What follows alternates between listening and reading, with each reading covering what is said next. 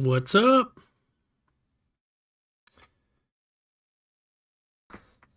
It's midnight for you. All right, I'm assuming it's working because I can see you guys in the chat.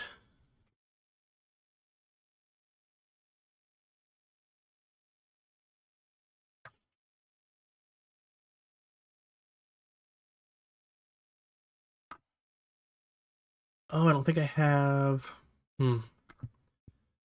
I don't think I have the chat on the actual screen though. Let me get that set up real quick. I think it should be fairly easy.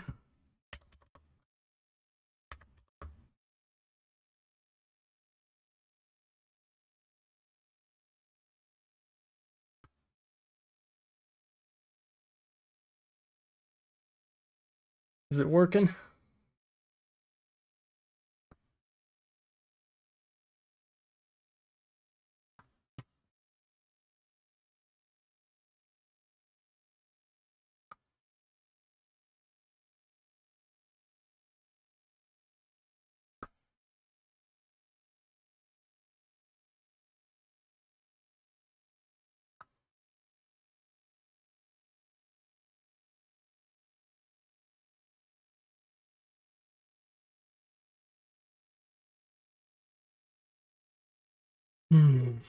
I think it's working.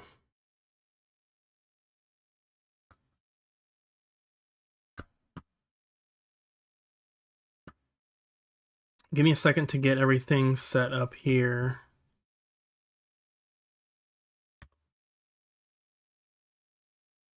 Trying to get the chat in the right spot.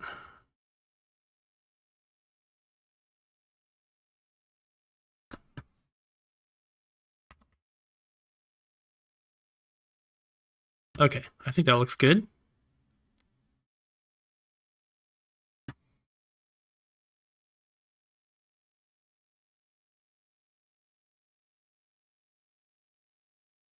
I'm not playing at the store. I'm at home right now.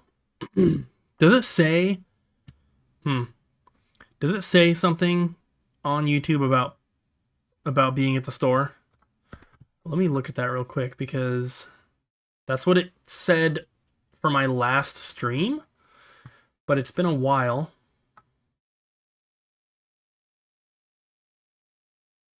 Okay, no, it says okay. Korok seed hunting. That's the plan for today. What's up, everybody? So, for anyone curious,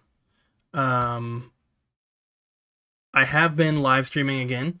It's been a little while, but I have been doing it. But I've been streaming on Twitch. This is the first time I'm back to streaming on YouTube. And I think I will kind of like mix it up every now and then. I guess I'm also streaming on Facebook right now, but who's watching that? So my plan is to primarily stream on Twitch. So if you want to keep up to date on that, it is twitch.tv/sitcooper. So you can follow me there. I've streamed there 3 times within the past week, and it is only today that I'm deciding to, to stream on YouTube here. So if you guys want to follow me on Twitch, that would be awesome. Like I said, that's where I plan on streaming more often. All right.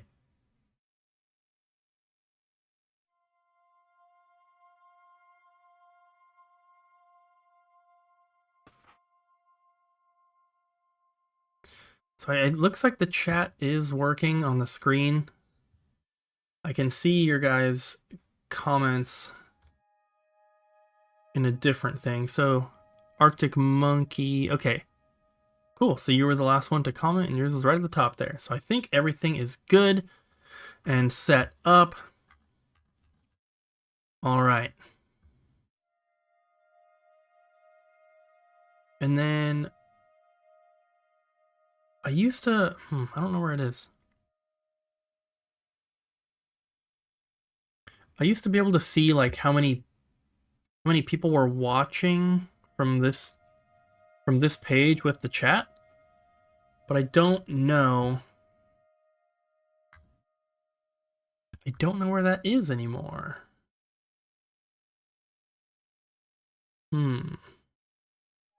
Whoop, wrong thing.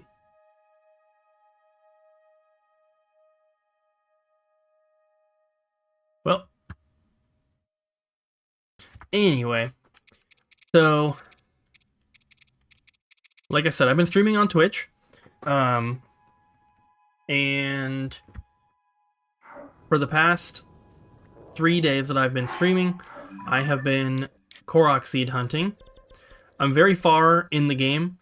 There shouldn't really be like any spoilers or anything in here, but I am super far in the game. So if if you don't want to see anything of later game stuff, then I would not watch. But as you can see, the map is pretty full here, and I currently have over 600 Korok seeds. I am using OBS, but I'm using Restream. So I have OBS is open, obviously, but I have the chat and everything pulled up in Restream because it allows me to stream multiple places at once. We're not streaming on Twitch right now, though, because with the Twitch affiliate, you're not supposed to dual stream. I don't think that they care on YouTube, so we're currently streaming on YouTube and Facebook. But I'm streaming on the Sick Cooper Facebook page, which I never check, and there's not that many people on there. So yeah, we're Korok seed hunting. I have a bunch already. If I just zoom in somewhere up here, you can see there's one, there's one, there's one, there's one. So I have, and unfortunately you can't see them until you zoom in all the way. But essentially, from where this sword is here, if you go down, everything to the left here, I already have. So, I have the interactive map open on my MacBook over here from zeldadungeon.net, and so I can mark them off as I get them. So, we are over halfway there. We're almost like 2/3 of the way done. So, in the next couple hours of this stream, I should be able to get anywhere from like 50 to 75 more. So, we're just going to do that. My opinion on emulation is that I really don't care. You can do whatever you want, but I'm not interested in emulation for myself. Alright, so I gotta figure out where I am here on the map. I think right here. Okay, so what I'm doing is I am marking them like this, and I mark a handful of them. Is it this? Yeah. And then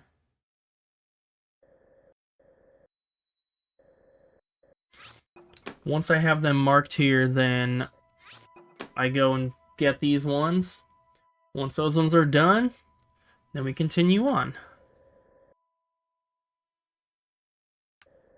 Oh, there's one right here. Welcome in, everybody. And I figured out where I can see how many people are watching now, so that's cool. 35 on Facebook, 0, or 35 on YouTube, 0 on Facebook, which is exactly what I expected. Alright, so, where am I? I'm way up there for some reason. I'm going to fast travel down here, and we're going to get started. I've got my water here.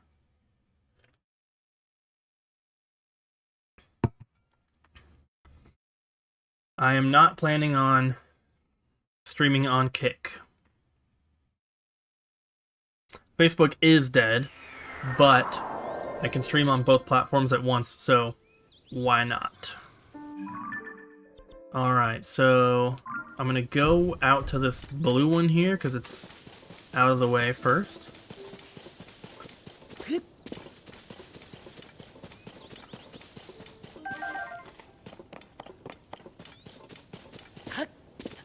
game is so much fun, guys. If you have not played it, you definitely need to. Unfortunately, Korok seed hunting is not really the most exciting thing. Dan, thank you so much! Tips for a new collector. I actually have a few videos that I've uploaded of like collecting tips. So you should definitely check those out. They were made quite a while ago, but I think that the information in them is still pretty relevant. So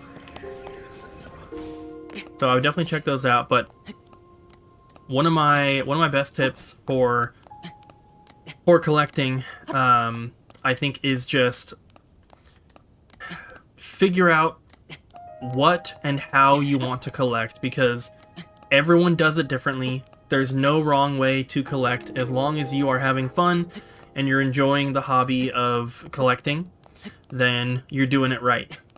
So figure out what you want to collect and how you want to collect, and just stick with it. Just get a goal in mind, get a plan. For some people, they just want to, recollect the games they had when they were a kid. Some people want to get a complete set of a particular console, or, every console, like I do. Some people just want to collect games that they think that they might want to play. So, just kind of find your own way, and yeah, I mean, like I said, everyone collects differently, so you don't necessarily have to collect the same way that I do or the same way that anyone else does. Just find your own way and just make sure you're having fun while you're collecting. Otherwise, there's no point. There's no point in participating in a hobby if you're not going to enjoy it. So just make sure you're having fun.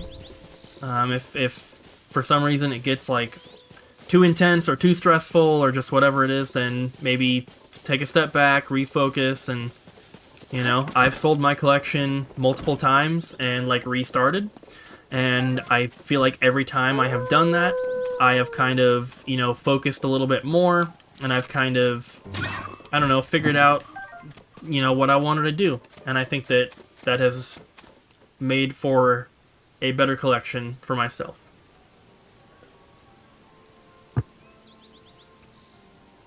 Unfortunately, we do not sell those kind of consoles on our website. So you'd have to come in store to get something like that. Bailey, thank you so much. I'll answer your question here in just a moment. But as for the consoles, there's not going to be too much listed on the website. I think we have like the factory sealed PS2s. There's like some Japanese exclusive consoles and just like weirder stuff like that, but most of the regular consoles and handhelds we have to keep for in-store sales, because if we sold them online we wouldn't have enough, and it's very important for a store to have good stock in at all times of that kind of stuff. So unfortunately, you're not going to find DS or 3DS consoles on our website. So Bailey, my favorite console. My favorite console, like, of all time is the Nintendo 64, but I will say Nintendo Switch has quickly become like my favorite console that's not retro, I guess you could say, or at least my favorite console to play. And the reason for that is most of my favorite games are playable on the Switch, which I think is really cool. With Super Mario 3D All-Stars, you can play Super Mario 64 on the Switch. Also with the Switch Online, you can play Mario 64. Banjo-Kazooie is on the online thing as well. Paper Mario for the N64, like, there's just a ton of stuff. And then with Pikmin 1 and 2, the remakes coming out, there's a physical version coming out on Switch that's going to make every Pikmin game except for Hey Pikmin available on the Switch, and I love Pikmin, so that is super awesome. Bam!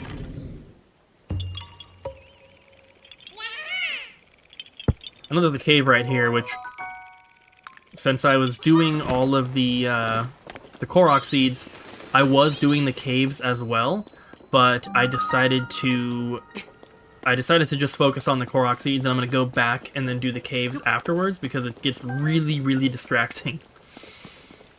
Opinion on the Steam Deck, I personally have no interest in it. I'm not really much of a handheld gamer, and I'm not really a PC gamer either. So it really doesn't interest me. I think it's a cool device for those who want to use it. Abby has one. She used it for a bit. She was playing Skyrim, like, she'd be like on her PC, and then she would transfer over to the Steam Deck so that she could play like in bed. And she like had some issues with it, like syncing her save file or something. I can't remember, but there was a reason that she kind of like stopped using it. We've actually gotten 2 of them traded in at the store pretty recently. I think it's a cool device, but it's just not for me. I think there might be one up here. Christopher, this game is awesome. That is a fantastic gift.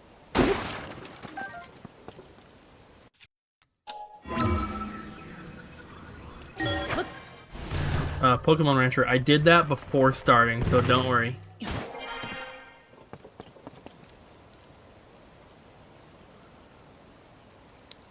Spider-Man 2, I honestly don't even know what that is. I mean, is that like a...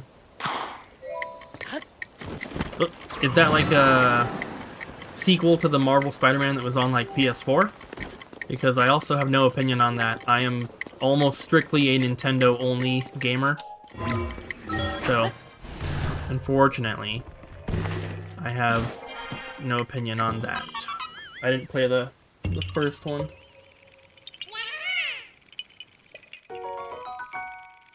April, thank you so much! I'm glad that you found the YouTube stream. April has been in pretty much every stream that I've done on Twitch, and I didn't tell anyone that I was gonna stream on YouTube instead today. So I'm glad that you found it. You only have 4 hearts? Yeah, you definitely... I wouldn't even go into the depths with only 4 hearts. You definitely need a lot more. But if you just run around, like, the game was a lot harder in the beginning because of the low heart count and all that kind of stuff. Just run around, find the shrines, and then, you know, every 4 things, I don't even know what they're called, but every 4 shrines that you beat, you can upgrade. Oh my god. Still too far away.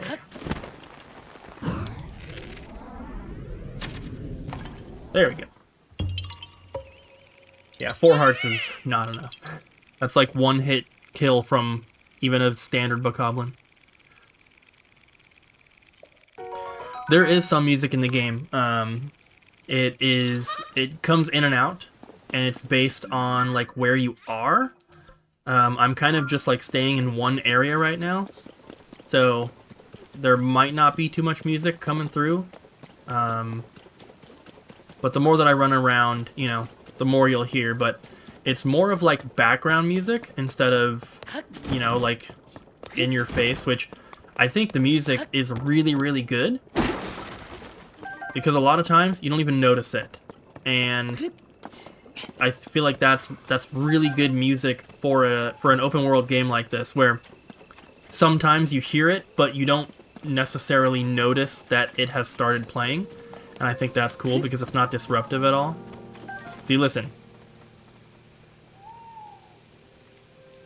A little bit of music.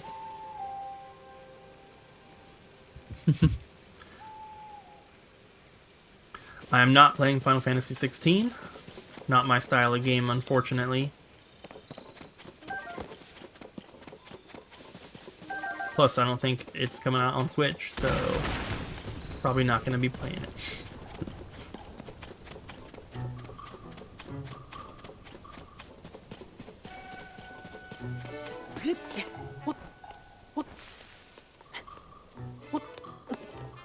I thought it was going to be in the tree.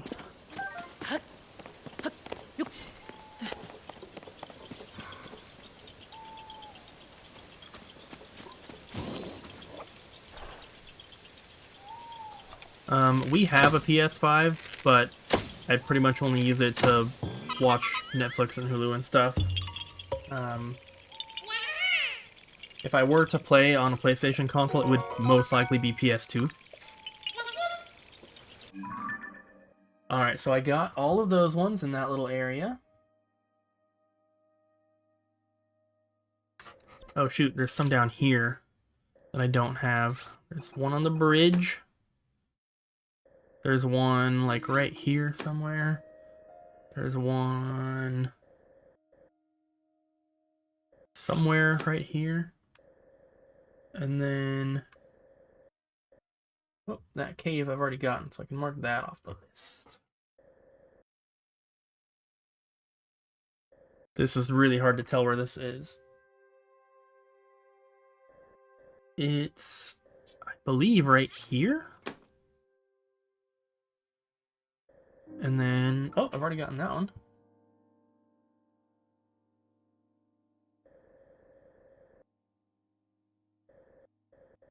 Right here. And right here. Fast travel over here. Kyle's been playing Final Fantasy. He's really liking it so far. And then games like Horizon Forbidden West, that's more of like an Abby style game. She played Horizon Zero Dawn and really liked that. I don't know if she played Forbidden West though.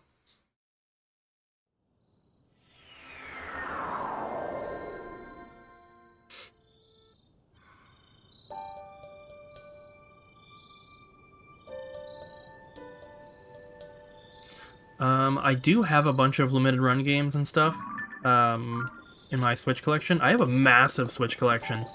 I've actually been thinking about possibly doing a like video on my Switch collection, and you know, whether it's true or not, calling it something like World's Biggest Nintendo Switch Collection, because I have like 1,300 Switch games or something. It's like some crazy amount.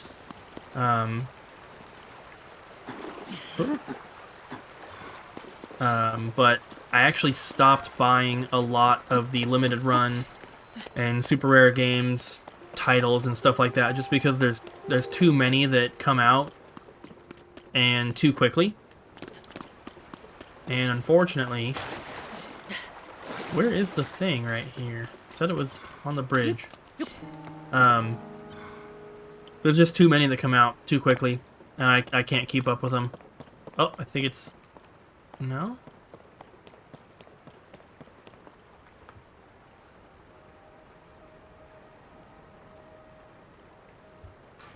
What? There it is.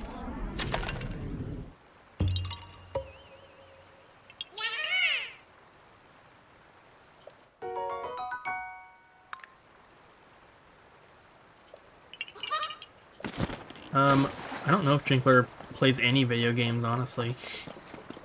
But,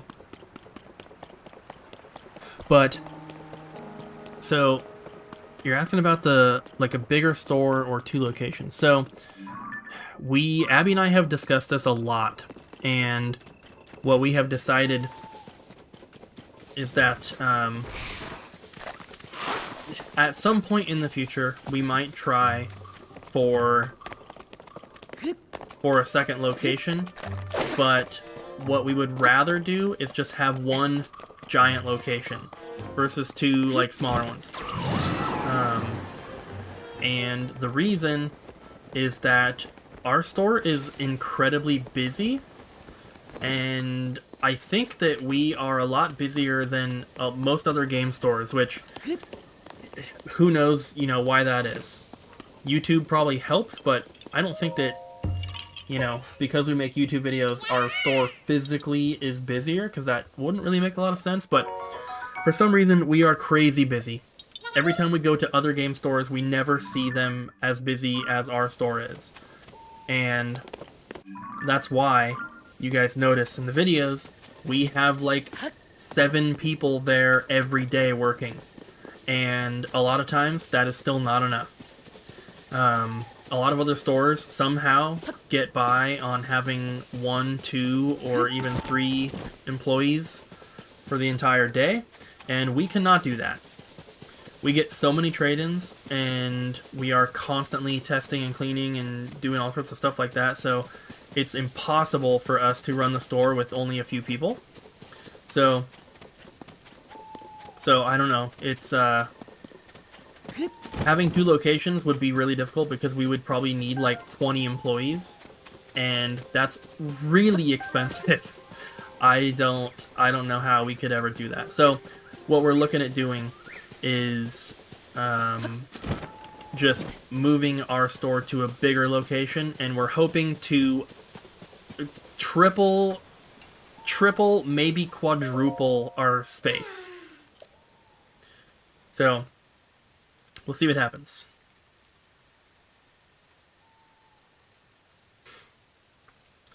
Best advice that I can give for someone opening up a game store? People ask me this question a lot, and I always point them at a few videos that I've made that are posted on the channel that I would highly recommend watching if you have not, but there's nothing here. There's a lot of good information in those videos, and one of them, I think it was like a play on the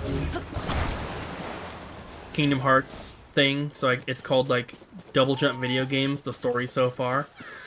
So I would definitely watch that one. There's a couple other ones, but the number one thing that I always tell everyone, number one thing to do, the first thing to do if you are thinking about opening a store, is get a CPA. That is the absolute number one thing. A CPA is the person... Wait, what am I doing? That can't go in the water. I'm an idiot. A CPA is the person that will do your taxes.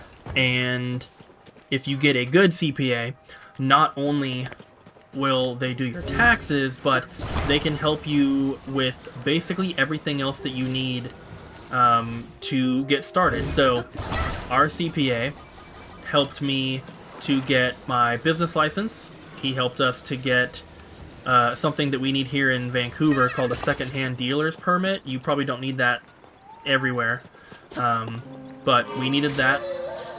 He has helped us to get all sorts of things. He files our sales tax stuff every month. Come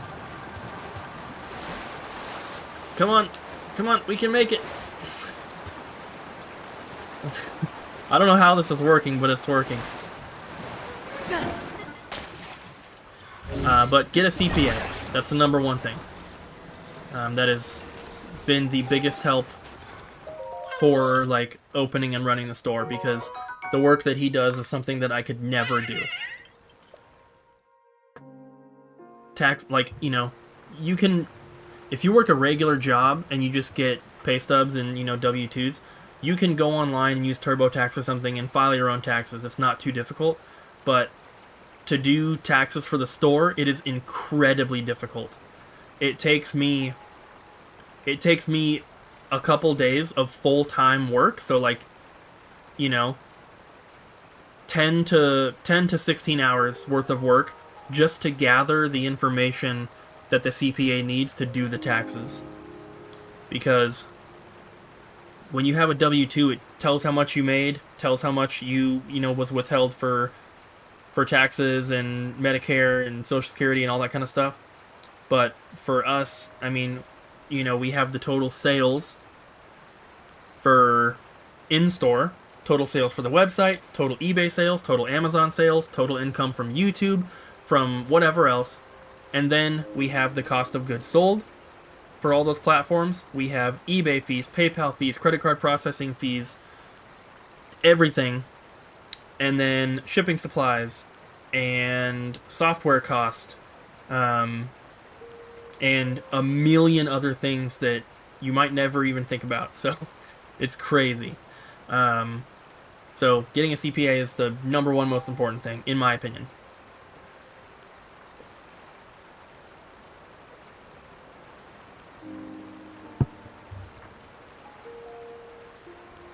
New Transformers game. Colton will be very excited.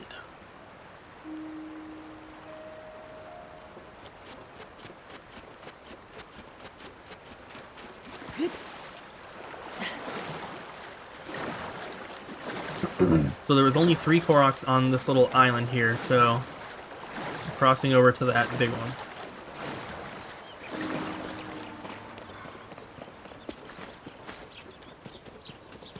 Yeah, luckily for us,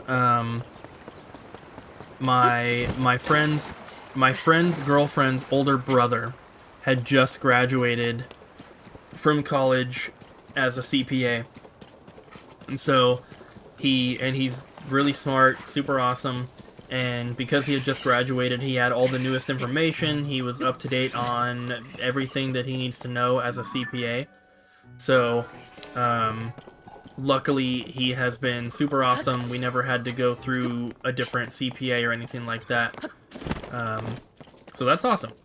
And he also, he was working full-time as a CPA with, you know, tons of clients. And then he actually accepted a job at one of his clients as a, you know, full-time position, as like a CFO. And he only kept, I think, 3 or 4 clients to still, you know, act as a CPA for them. And luckily we were one of them, because he really enjoys working with us, and he's also a gamer. So, I'm very, very glad that he decided to keep us as a client, because I couldn't imagine having to find a new CPA at this point. It would be ridiculous. So I'm super happy that we still have him. His name's Austin. He's super cool. Edgar commenting from the Facebook side. So I have most of the shrines. I have not gotten all of them, but I think I have like 4 or 5 left. And I think all of them are like hidden ones.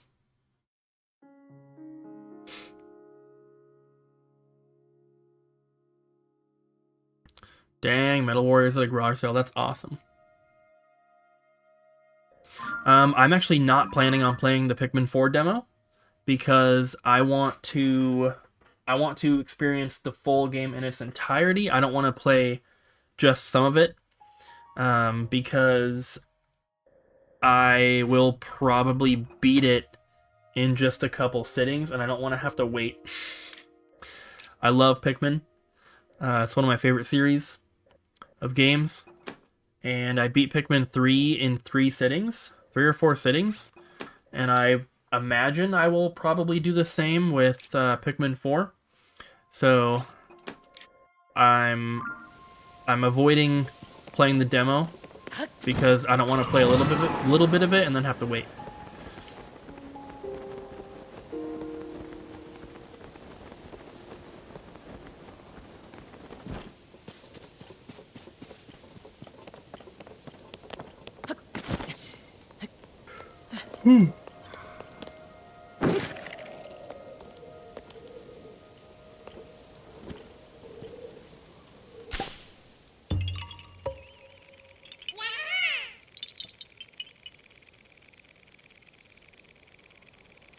Yeah, I know that your save can transfer over, but I don't want to have to wait. Like, if I start it, I want to be able to keep going. Let's go to the yellow one. And I kind of wish that the Pikmin 1 and 2 remakes were coming out first. I would, I've already played both games, but I've actually never beaten the second one. I've beaten the first game a couple times, I think both on GameCube and Wii. And the controls are actually better on the Wii version.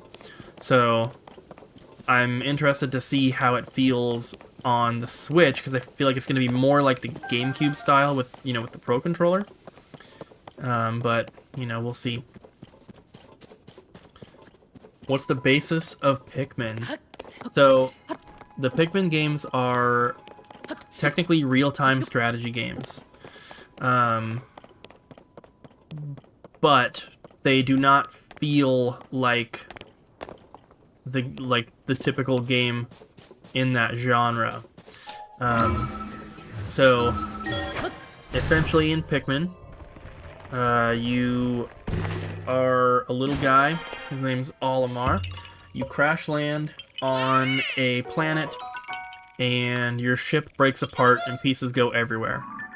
The planet is toxic to Olimar. You can't breathe the air. So what you have to do is get enough pieces of your ship back within 30 days to basically leave the planet and go back home. The real-time strategy part is that there is a day cycle. So you're basically on a timer for the entire game. And you have a set time limit each day. And your goal is to, get all the pieces to your ship. And there's different levels. You control the Pikmin, which are these little creatures that live on the planet. There are different colored Pikmin that have different abilities or different weaknesses or strengths. And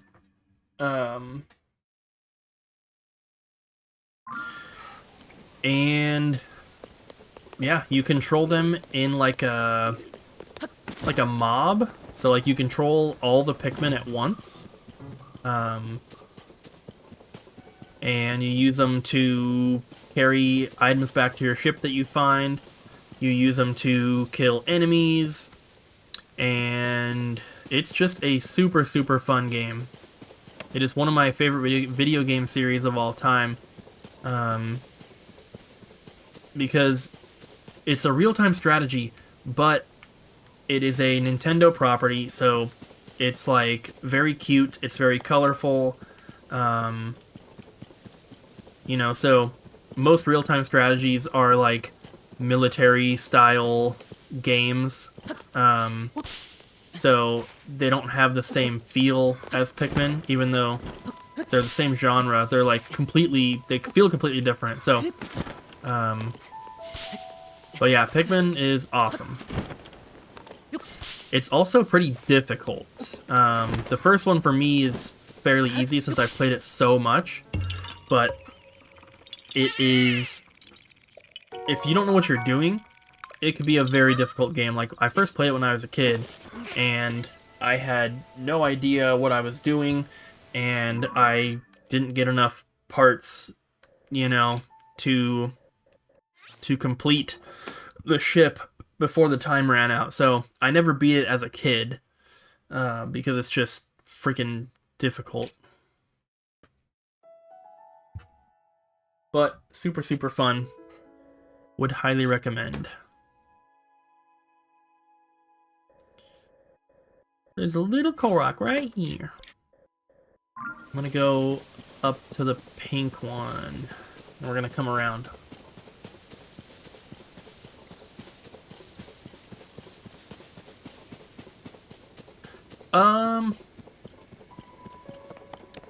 I believe that Olimar does have a wife. You never see them in the game or anything, but I think, if I remember, it's been years since I've played that first game, but I think they mentioned something about you gotta get home to your wife and kid. I can't remember 100%, but I think that there is something like that. Tron Apostle coming through. Thank you so much.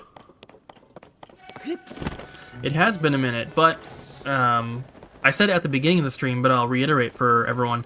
I have started a stream again, but, you know, pretty much exclusively on Twitch.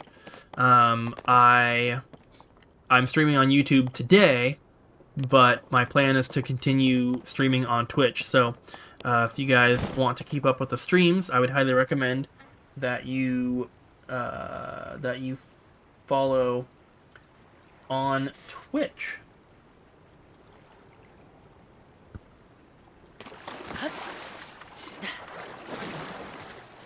I have these marked on the map, and I try to find them. I try to find them myself, but if I can't see anything, if I can't find it, then I can click into it on the map, and it'll give me like a hint. Basically, it'll kind of show me where it is. If I didn't have the map, though, it would take me 2,000 years to find all these. Wrong button. My favorite Kingdom Hearts game? I've never played a Kingdom Hearts game. So, I don't have a favorite.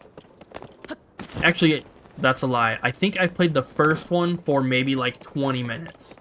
But that's it.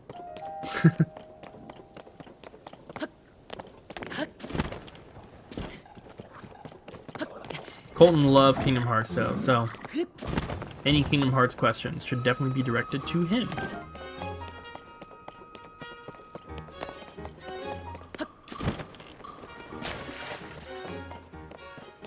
What up, Sean? Sean Don. Oh my god.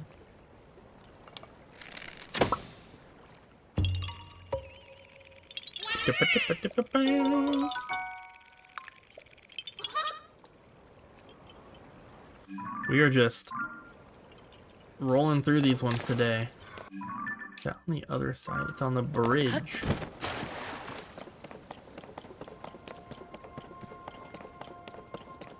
Colton is a Kingdom Hearts legend. Favorite Switch game?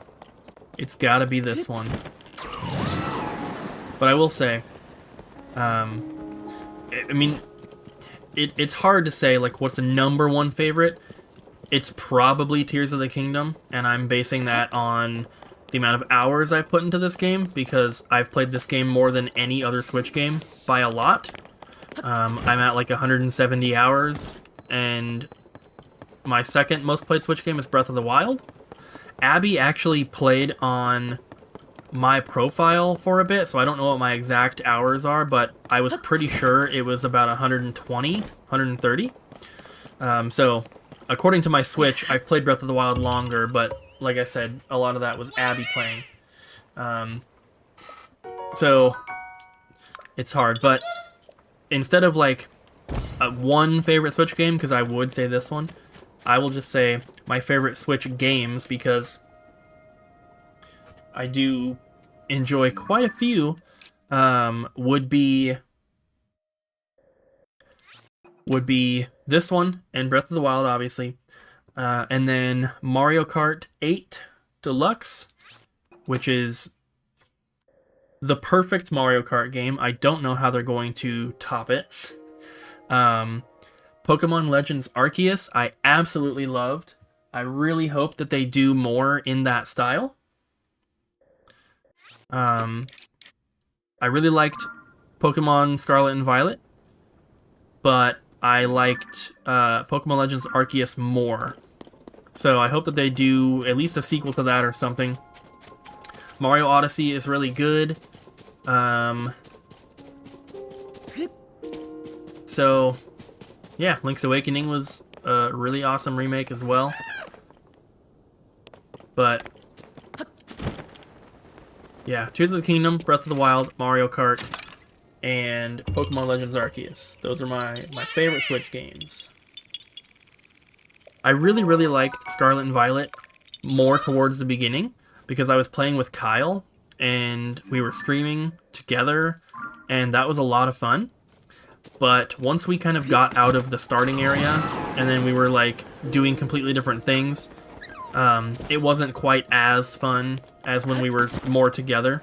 And then, you know, like he'd find a shiny or I'd find a shiny, it would just, we'd like be freaking out, you know, it was really fun. Pokemon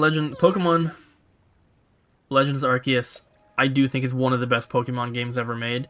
I enjoy a lot of Pokemon games though, so it's, you know, it's kind of hard to say, but I really love the original 6 games. Um, you know, Red, Blue, Yellow, Gold, Silver, Crystal. Everything up through Emerald I really, really enjoyed. After that, I kind of fell off a little bit because I was getting too cool for Pokemon at that age.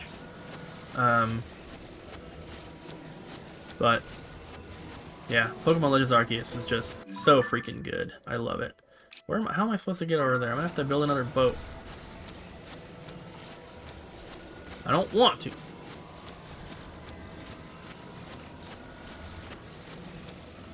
But I'm gonna have to.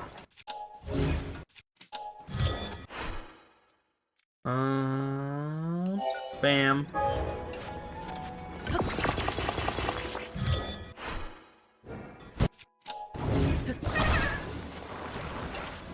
Gonna stick him right there in the middle. Yeah, Pokemon game prices are crazy, but I mean, it makes sense because it is the #1 most popular franchise out of anything. Not just video games, out of movies, TV shows, everything. It is #1. And it's #1 by a lot too. So, none of the games are rare. There's rare versions of some of the games, but the games are fairly common. It's just they're so freaking desirable. Everybody wants them. It's like every third person that walks in the store is looking for a Pokemon game. That's like how crazy it is. But yeah, if you look up a list of like the world's largest media franchises, Pokemon is #1 by a pretty good margin. Which seems crazy, but I mean, there's the anime, there's the movies, there's the cards, there's the video games, there's the toys, there's everything. So that stuff adds up.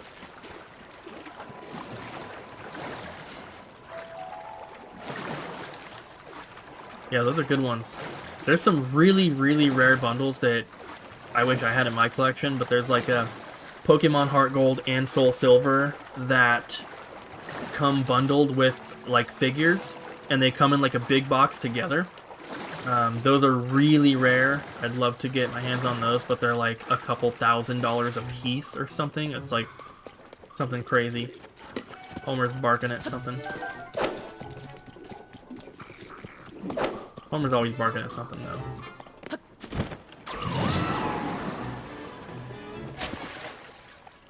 Oh, I can stand right here. Hey, would you look at that?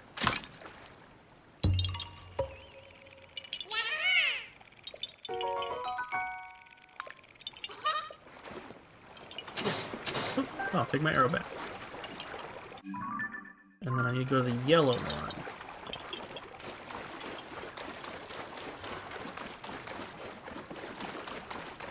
I know that you guys keep using emojis, but in the restream chat that I'm looking at, I can't see any of them, so it's just like Homer, face, red, heart, shape.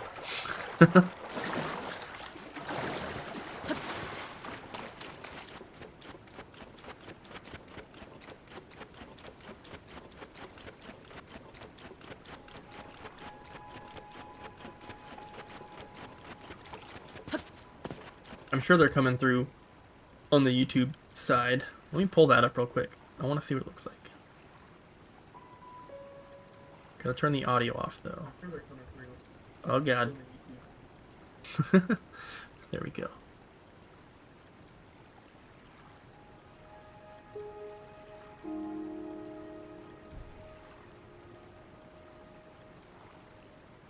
Yeah, I can see him on... I can see the emotes on YouTube, but not in my thing. But that's okay.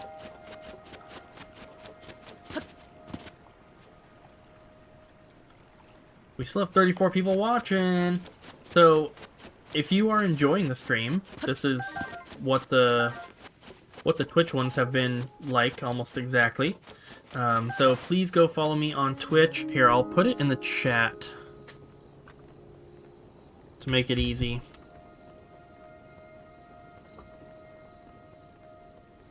And then I closed the YouTube thing.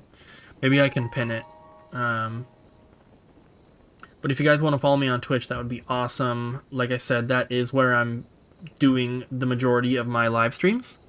So if you want to stay up to date on those, that would be super cool. And you can go follow me there. There, I pinned it.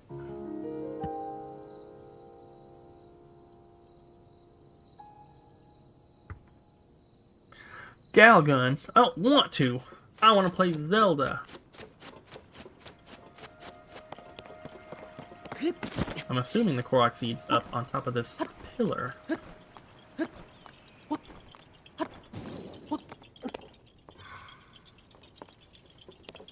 Oh, I already activated it. Oh my god.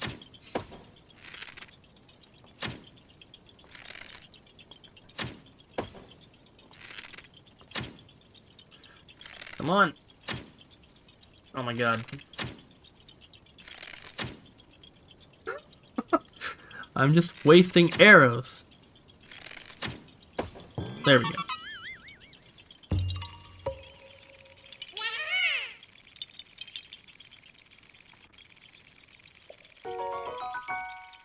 You're saying that's the only difference between me streaming on YouTube and Twitch? Yeah, we do have custom emotes on Twitch as well. Which, I don't know, can you have custom emotes on YouTube? That isn't something that I've ever looked into. I'm sure that there's something, but the only reason I'm streaming on YouTube right now is to get you guys to follow me on Twitch. Because I want to stream over there.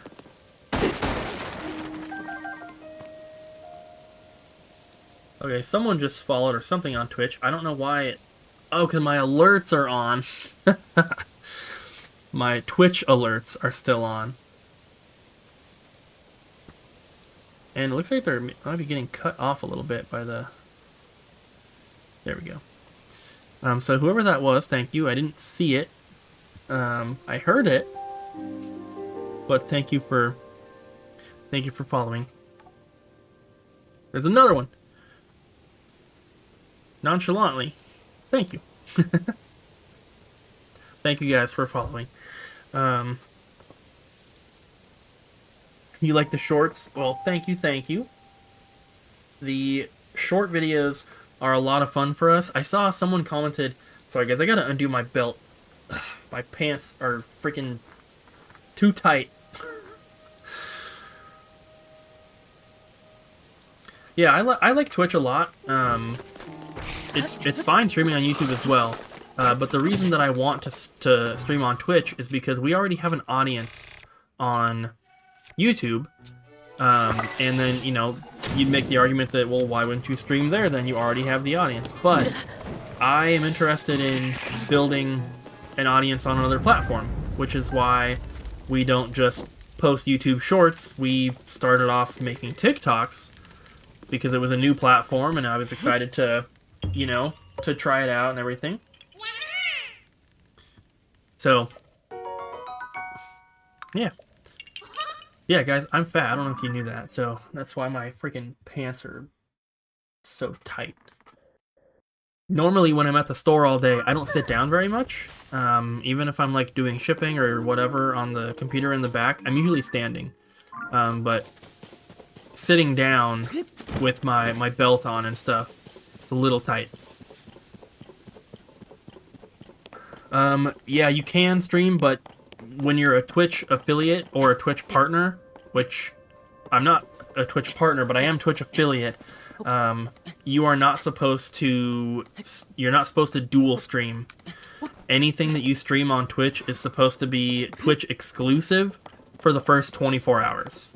So I've done it in the past. I've streamed on YouTube and Twitch at the same time. That would be my preferred way to do it because, you know, get the most people watching that way. But it's technically against the rules, and I'm not planning on doing it anymore.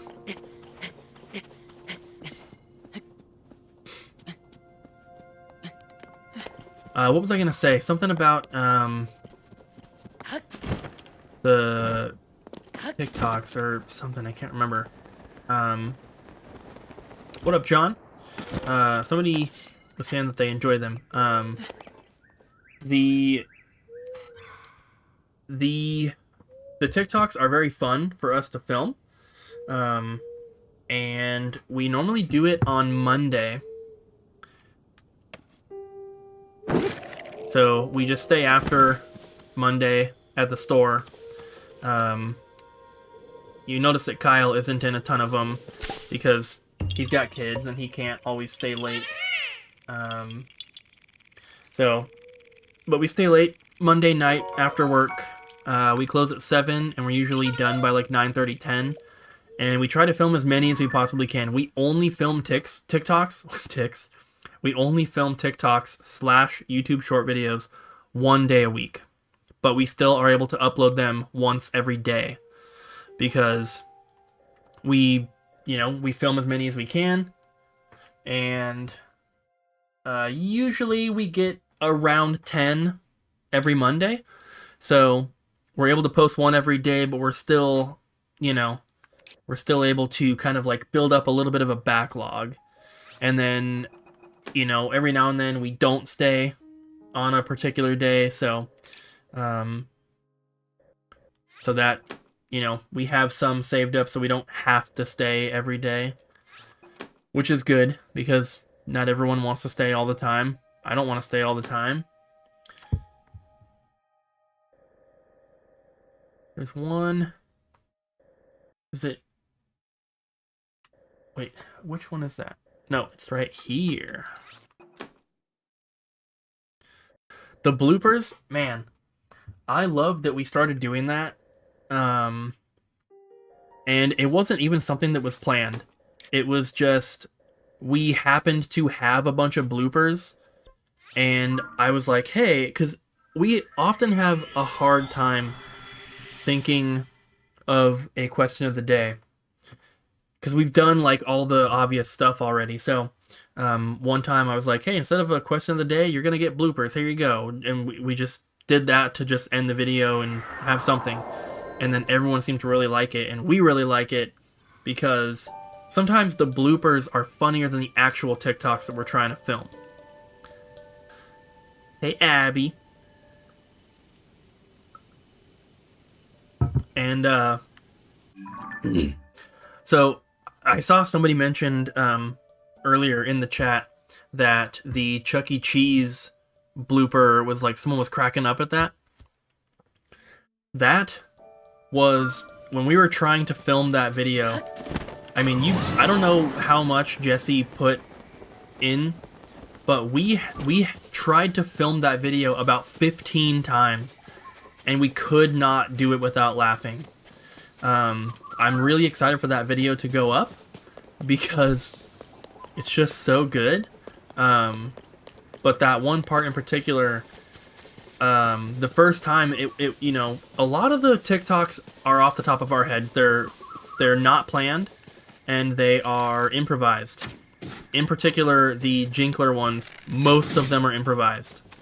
Sometimes we have a basic idea of what we're doing, but the actual dialogue and stuff is off the top of our heads. And that was one of those. The whole idea for that one, which I don't want to give too much away, but basically, I was doing something that Ariel thought would not work, and she was confident that it wouldn't work. And so she's like, oh, because originally it was just going to be, I'll give you $1 million if this works. And then it turned into, like, she said, I'll take you to your favorite restaurant. And I wasn't expecting her to say that, because that wasn't, like, part of what we were supposed to say. But then I, like, when she said it, I don't know why it popped into my head, but I just looked up at her and I was like, chunkum cheese? And obviously I could not stop laughing, and then she couldn't stop, and like everyone was laughing. It was so funny. And I loved it. And then I was like, man, we have to do it with that as the thing that I'm saying, because it's just so funny. But we couldn't do it without laughing. So, like I said, we tried to film that TikTok about 15 times, because that wasn't supposed to be the end of the TikTok. If it was, we would have just left the laughing in, because we do that all the time, just because it's funny. But that was like the middle of that TikTok. So there's supposed to be more after it, and we didn't want to just leave it at that. Start cracking up in the middle. So, but yeah, man, my cheeks were hurting so bad from laughing. It's just so funny.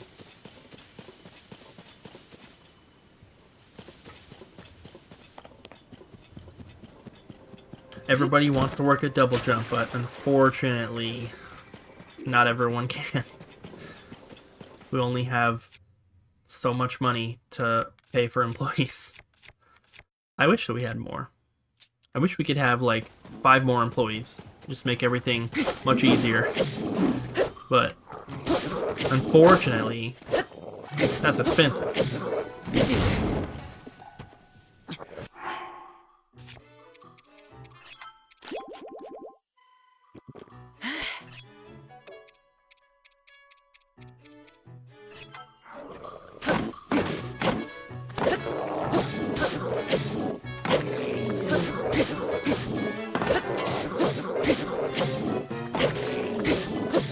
Die already!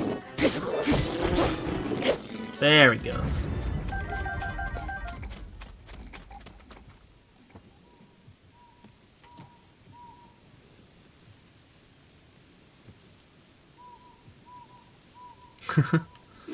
Curbs, that is awesome, because we are also in Vancouver, and you should come check out the store.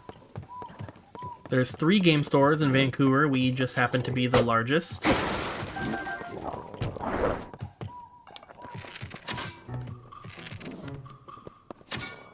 Oh my god, don't throw that at me! Oh my god. Can you guys see that?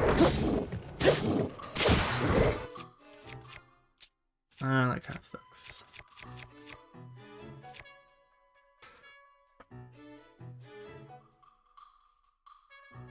Going for the full Wii U collection. The best tip I can give is just buy the games when you see them. So I have the full Wii U collection, and luckily I collected it pretty early on. So there were still some expensive games, but not like it is now. Luckily most of the games are still not too expensive, so you can get a lot of them pretty cheap, like under 20 bucks. But yeah, I would say just when you find the games, buy them, because especially, certain titles, I think is there 2 Cabela's games for Wii U, or just the one? Either way, there's a Cabela's game that's really hard to find. Game & Wario is kind of hard to find. Turbo Stunt Squad, Book of Unwritten Tales, Devil's Third, games like those, you're not going to see those at game stores very often. So if you do see them, just pick them up. You're going to be able to find some pretty good deals on a lot of the cheaper Wii U games. Because a lot of them are just, they're inexpensive titles to begin with. So you'll be able to get a lot of games for $5-10 bucks, even if they might go for 15. So you can save your money there. But when it comes to those more expensive games, even if you have to pay a little bit above price charting or whatever, which, I don't understand why people get so hung up on that anyway, but if you find one of them, chances are you're not going to see another one for a while. If you're looking in person, I'll say. If you're fine with buying stuff off of eBay, then, whatever. But I personally like to try to buy as much of my collection as I can in person. So if I were to have found a rare Wii U game that I needed, and it was maybe a little bit expensive, if it was in good condition, I would still pick it up because you just don't see those games very often. Like, you know, we have our store, so I have some perspective on that, and there are certain Wii U games that we just do not get in ever. There's lots of them we get all the time. There's lots of games we have 20, 30 copies of for Wii U, which most game stores don't even have that, but there's just a lot of hard to find Wii U games. Even if they're not expensive, some of them are still hard to find. So when you see them, pick them up.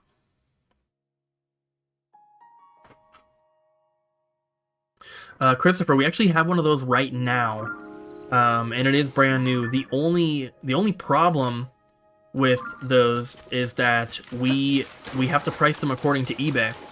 So I think the one we have right now is like $100, which seems like a lot, but I mean, unfortunately we can't price it against the Nintendo price because they're never in stock.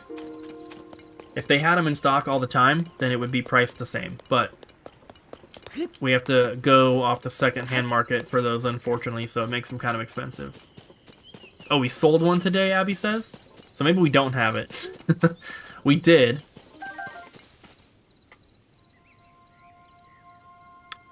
Devil's Third for $380. Let's go look.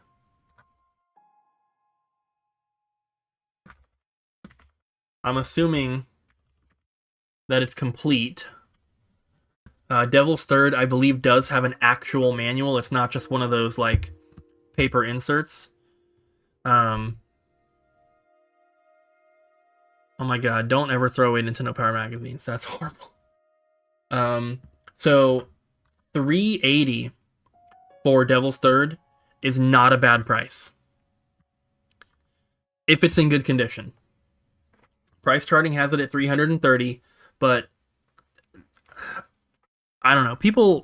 Some collectors, for some reason think that whatever price charting says is the absolute limit, which doesn't make sense because the price charting prices that it shows you, it's an average, which means games sell for above that price all the time. That's how you get an average.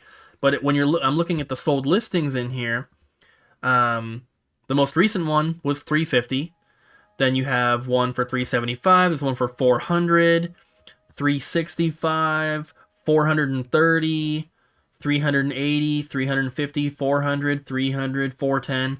You know, there's some lower ones mixed in there as well, but I don't think that $380 is a bad price if it's in good condition. If it's like messed up or something, I wouldn't pay that much. But, you know, I don't think that $380 is a bad price. If we got one in at our store right now that was in good shape, it would probably be a little bit cheaper than that. It would probably be closer to like $360-ish, maybe $370 if it was really nice, but I do not think that $380 is a bad price at all, and if I was collecting Wii U and I needed that game, I would pay that much for it personally. I'm going for Super Nintendo right now, and man, some Super Nintendo games are ridiculously expensive, and the problem with those is that, you know, on average, they might sell for way cheaper. The problem is that there's just none available for sale anywhere. So, some of the games I need for the collection, I can't even find. Like, I can't find them available anywhere. There's nothing on eBay for them. So, when I take this game hunting road trip with Cody in a couple weeks, I'm really hoping to find a lot of stuff for the collection. The best Reese's product. So, I stopped at a Goodwill on the way home today. I normally do that. I don't film it because we usually end the video at the store, and then I just try to hit up like one Goodwill after the store because we close at 7, and then the Goodwills around here close at 8. So I can't do more than one, but I try to hit up one. And I found a coffee mug that says it's all completely orange and it says Reese's Peanut Butter Cups on it, has the logo and everything. And it is so freaking cool. I got it for myself. I did look it up. They're about $15, $20 on eBay. It was like $3, but I got it for myself, and the reason I got it, it is one of the biggest coffee mugs I've ever seen. And it's like 2.5 times the size of a regular coffee mug. It's not much taller than a regular coffee mug, but it's way wider. And it's so freaking cool. It's bright orange, it's in really good condition, no chips or anything, so I grabbed that for myself. But in my opinion, the best Reese's product is Reese's Sticks. I also really like, I like all the Reese's products, but my least favorite would be the big Reese's Peanut Butter Cups that have like Reese's Puffs inside or the chips inside. They're not bad, but I don't love them. I really like Reese's Fast Break. I really like, regular Reese's Peanut Butter Cups. But yeah, it's Reese's Sticks, I think. Me and Ryan both really love those ones. We get them all the time.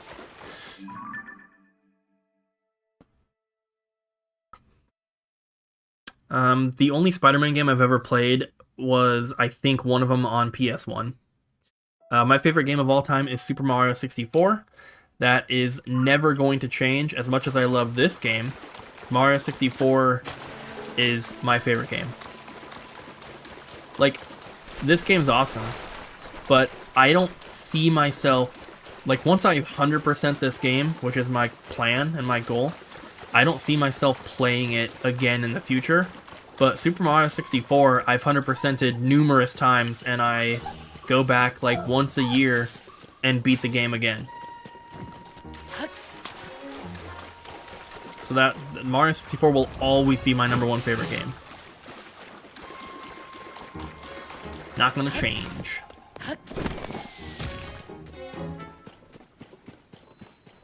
Nobody in New Zealand collects, so you have thousands of games and never spent more than 20. That's pretty good. You could do that in the US as well. There's multiple thousands of games that are not worth a ton. I'm assuming that you do have some rare games that you didn't pay more than 20 for. I'm just saying, in the US, you could still have thousands of games and not spend more than 20, even if you bought them all at full retail price, you know? I'm not going... should I go in the well right now? I will. I'm only going down here because it doesn't mark if you've completed a well, like it does with the rest of the... what do you call them? Caves. Yeah, I think that's all that's down here. 164 or 168 games. See, that one's difficult. I actually do not know what the number is. I cannot play Mario 64 blindfolded. There's, I think, very few people that can do that. Let me look at my list of Wii U games, because I do have everything cataloged. The only thing is, I have a lot of games opened and sealed, so that counts as 2, on my list. So, including all that crap, and variants and stuff like that, I have 297 North American Wii U games. I have 2 PAL ones, and then I have about 10, 15 Japanese exclusive ones. I do know that I have the full set, and I think the last game was... well, there's Just Dance 2019. That was a really late one. And then there was another...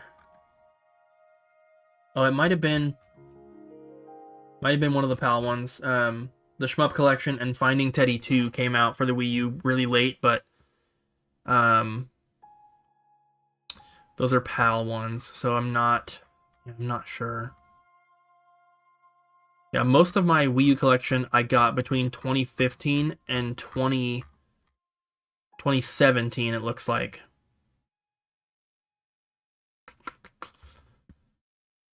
So yeah, I'm not sure on the exact number. Yeah. Someone did get the PS5, yeah.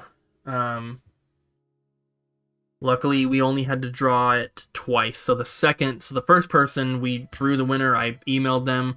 I actually sent them like 5 emails throughout, like, a number of weeks, and they just never responded, unfortunately. So drew it the second time, got a hold of the person, he did reply, and we shipped it out.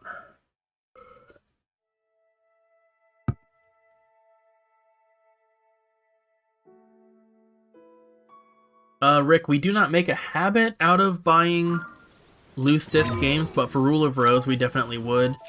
I'm actually potentially buying technically a complete copy of Kuon for PS2, but the case artwork and manual are severely water damaged.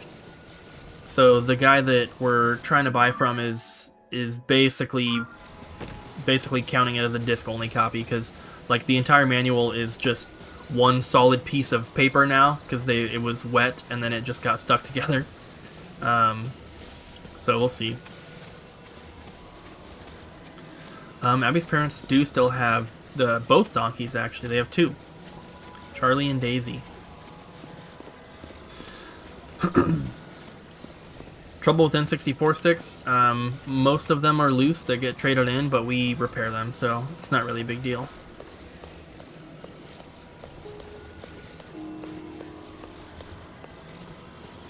April, the guy that was in that video was not the winner of the most recent PS5. He won the first one, I think it was.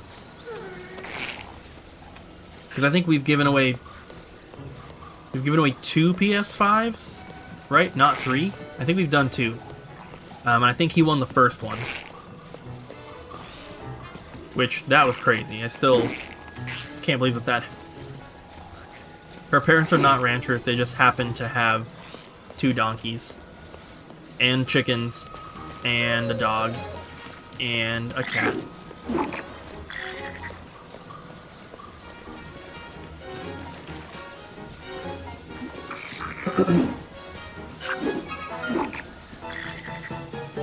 Bread and toast? What up?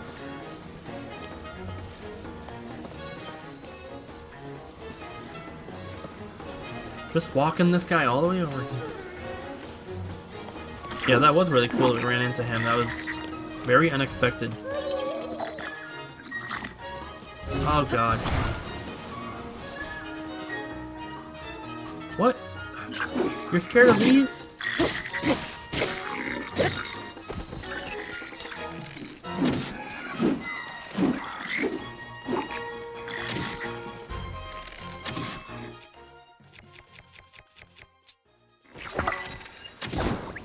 There you go. Fight each other. Oh! Are they gonna leave? What's happening?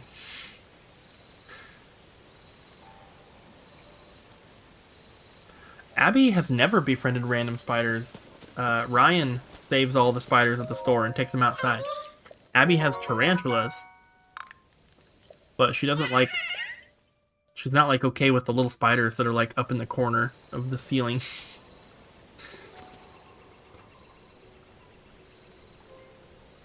I think that was...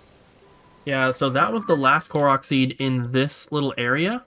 This little, like, group of islands here. So I'm going to travel here. We'll go to that blue one. Bread and toast. I did say hello. Hello again. Also, I want to open up my Twitch thing, because I know that a bunch of people have followed. God, I keep... No way, Kyle. Kyle is also streaming Tears of the Kingdom right now.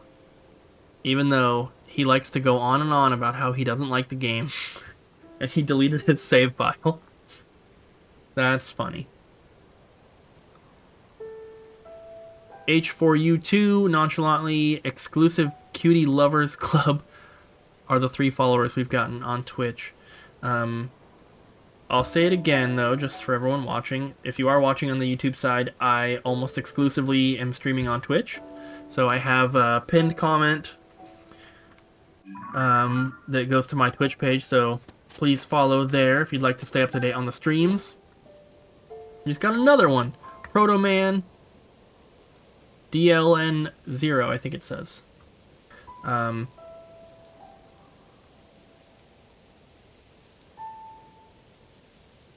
Yeah, there's 1,000 Korok seeds in this game, but the ones where you have to like help the guy find his friend, those give you 2. So you don't have to do 1,000 tasks. It's something like, I don't know, I can't remember exactly how many it is, but we're 2/3 of the way there, so we're doing pretty good.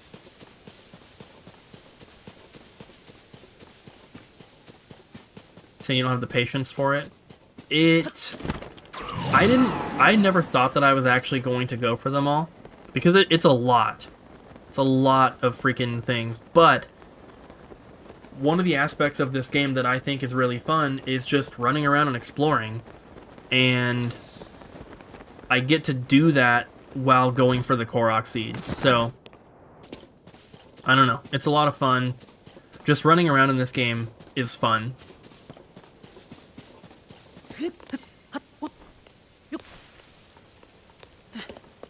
Oh, there it is. Bam!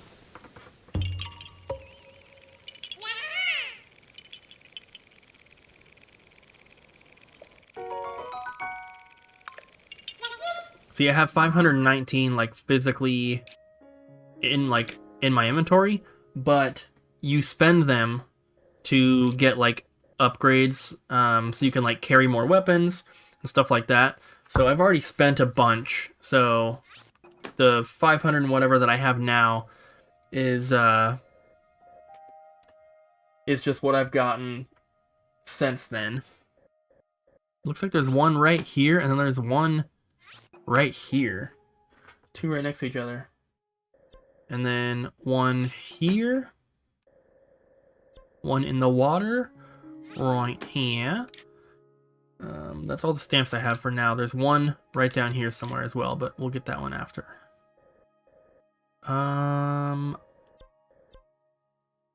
Let's travel here. You've got COVID. I'm sorry. COVID sucks. Hopefully it's not too bad for you. So we're at 665 Korok seeds. You can see on the right side of the screen there. 665 so far. There is a Master Sword, and I have it. I will show you. Right there. Bam. I do not have the shield yet, though.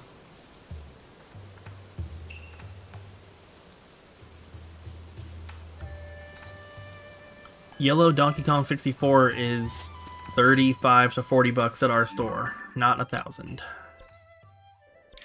I'm gonna travel up to the red one first because we're technically heading south on our pursuit. So I'm gonna go up to there because that's the most northern one on the list right now.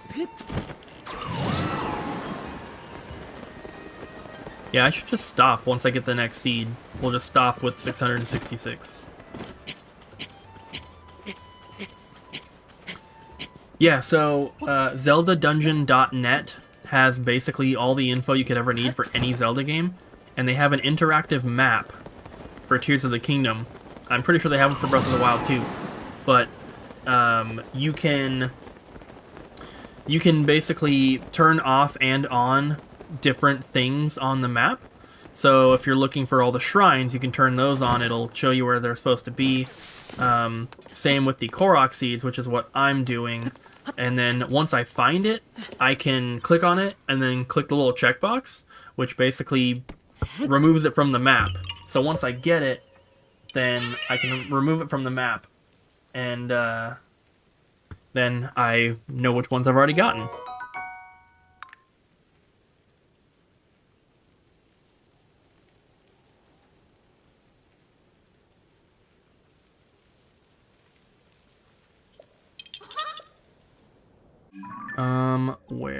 we?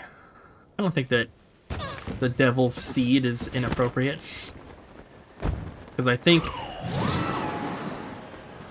I mean, he's not talking about, like, the seed of life.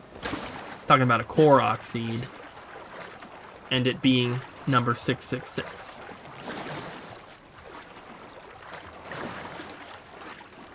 Jurassic Nick, it's almost 10:30 my time. So it's not too late for me. But it is freaking getting hot in here. I think that Abby turned the heat back up a little bit. She likes the house to be a little bit warmer than I do.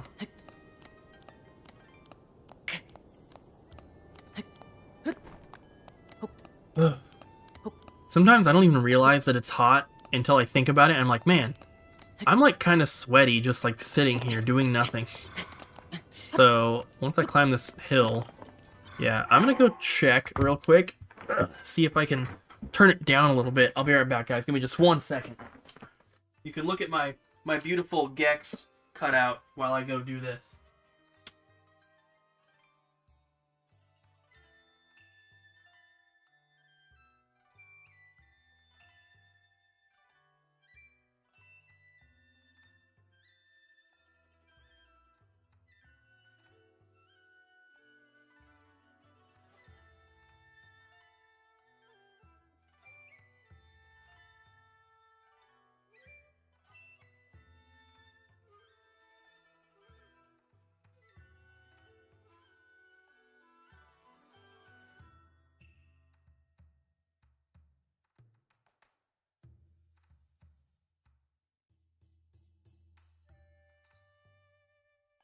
I also grabbed salmon. I made a bunch of salmon yesterday, and we buy like the big fillets that they have at the grocery store, so that gets cut down into multiple pieces, and I have some left over. And I'm gonna eat it cold because I don't care, because I'm hungry. I think salmon's my #1 favorite food, guys. It's so good.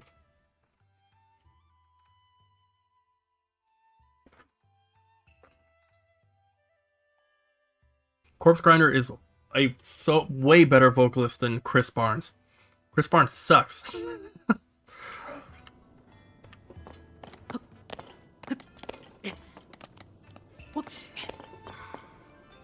I only like Chris Barnes on the Cannibal Corpse stuff because he was the original vocalist. And then he did vocals on an album for a band called Torture Killer, which I had not heard of. Where is this? Oh, I think...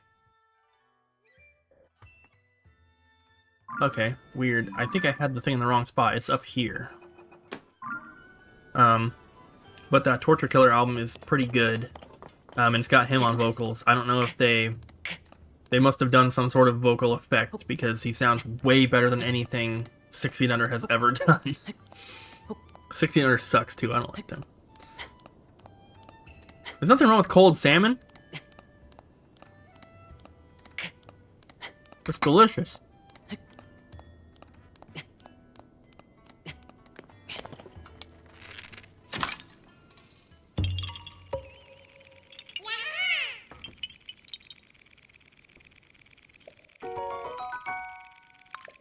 You don't really need to play Gex, I guess. It's not like... It's a fun game. I rented it when I was a kid. I don't think we ever owned it. It's fun, but it's not like... It's not like the best game or anything. It's not bad. Okay. So I'm just gonna go to these two that are right next to each other.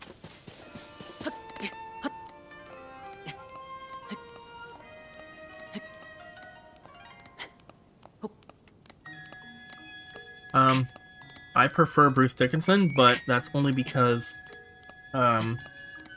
like, I didn't really grow up listening to Iron Maiden very much. My mom really likes them, but, you know, Number of the Beast is, like, the first stuff that I heard, so going back to the older stuff, I don't enjoy it quite as much, but I'm also not a huge Iron Maiden fan.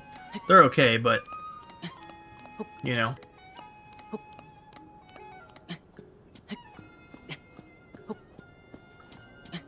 I don't really watch Scott the Woz, but I know that he is, like, relatively new to the YouTube scene, and, like, in the retro video game sphere, he's, like, blown up, which is very impressive, so I respect him for that. It's very difficult to have, like, a sustainable, you know, career in retro video game YouTubers. It's like, it's just, it's very difficult.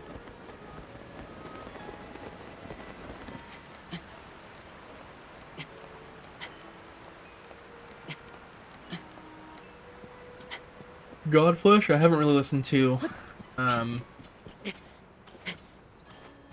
There's so many metal bands. Like, I feel like my knowledge of metal bands, because there's so many, I feel like my knowledge is very limited. Can I even get to those? Oh wait, they're down here. Yes, I can get to those.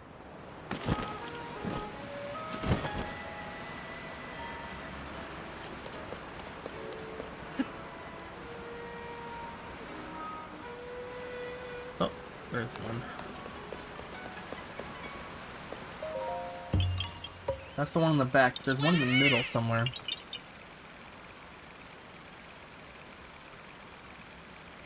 Lorna Shore, I do like them. I never listened to them until, you know, the new stuff came out. I wouldn't say that I'm, like, a huge fan. The vocals are pretty crazy. The music, to me, is a little... I don't know. I'm not super into it. It's not bad, though.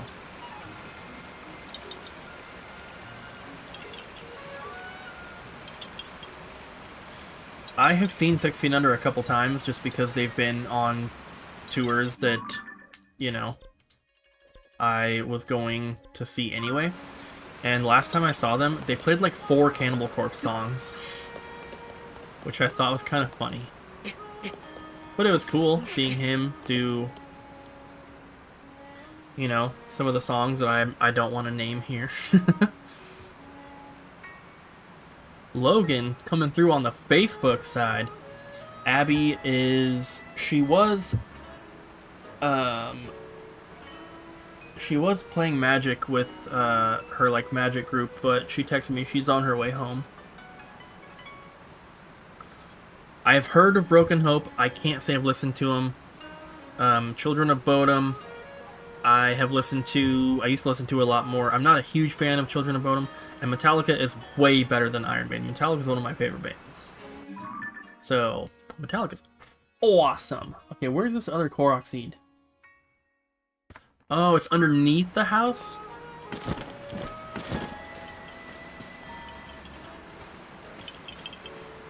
There we go.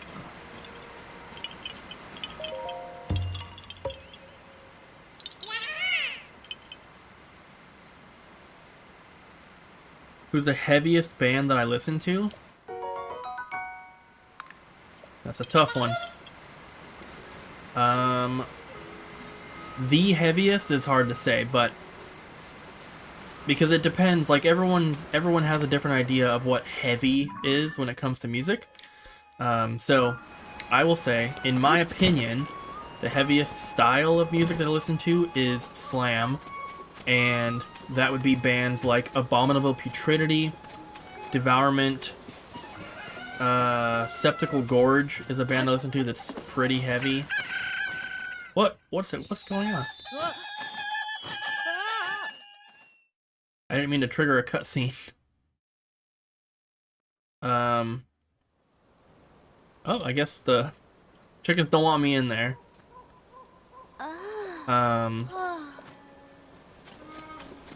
So bands like that. What else? Ingested, Disfiguring the Goddess.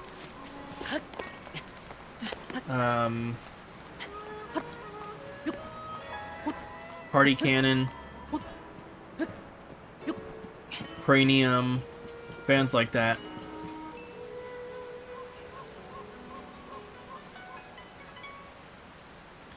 Favorite Zelda game? This one, definitely.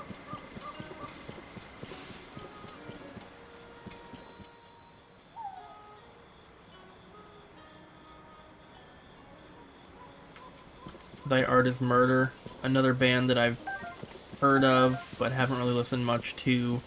I'm not super big into... Oh shoot, I think I passed it. Deathcore is not a genre that I'm like super big into. I used to be when like I first found out about it in high school. Like Jawbreak Cowboy, Whitechapel, I Declare War, bands like that. But for me, deathcore was kind of a short-lived thing.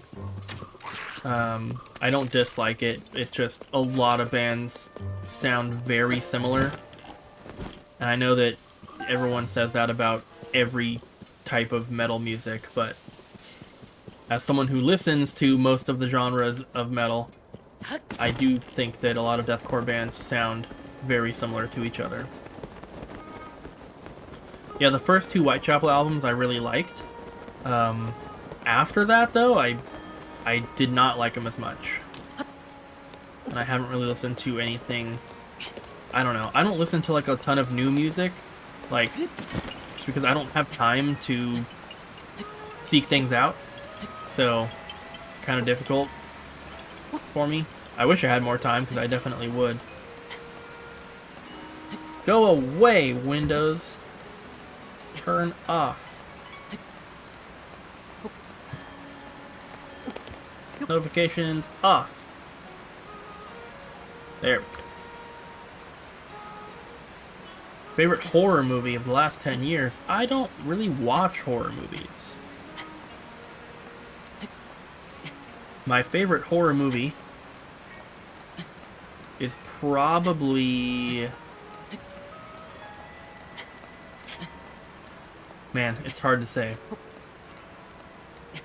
It's probably a three-way tie between the original Saw, Signs, and Creepshow. Creepshow 1. I'm not big into horror movies, but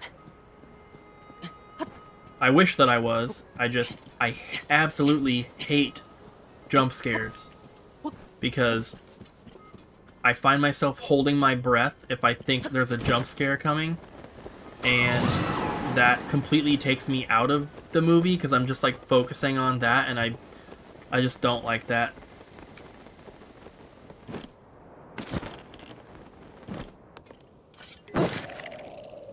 But Signs is a really creepy movie. I love that movie. The first Creepshow I watched as a kid. I like that one a lot. Probably not something a kid should be watching, but it's pretty awesome.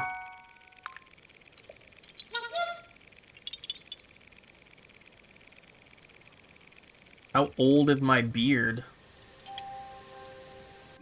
I don't know. That's a good question. I don't even know what year I started, like, growing my beard. Ever since I was able to grow facial hair, I've had at least a little bit of facial hair, like a little bit of a beard. But I didn't grow out like my sideburns or my mustache, or even like on my cheeks or anywhere. Like, I just had it, down here for a long time. So I didn't start growing my beard until, I want to say, like... I mean, it was before we opened the store, for sure. So it was before 2018. But, I don't know, that's a good question. Because I do not know. You could go back on the channel when, scroll back through videos until you see me not having a big beard. Might take a while though. Oh shoot, there's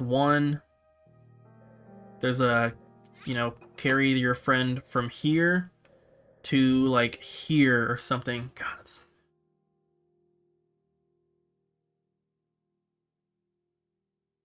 kind of far.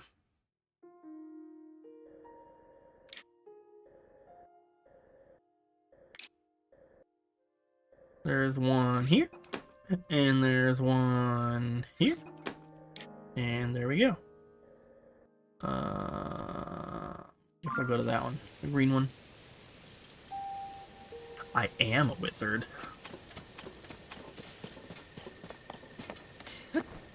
I think, like, obviously I'm not gonna have, long hair and a beard forever, but I don't just want to, cut it off randomly at some point. I want to make it, like, obviously we gotta make some sort of video. Or something. The beard is not annoying. The hair sometimes can be. But I have a little bit of like a receding hairline, like right up here. And I'm kind of nervous to see like what I will look like without my hair. Because I did not have a receding hairline before growing out my hair, but I'm getting older, it happens. I'm a little nervous about that.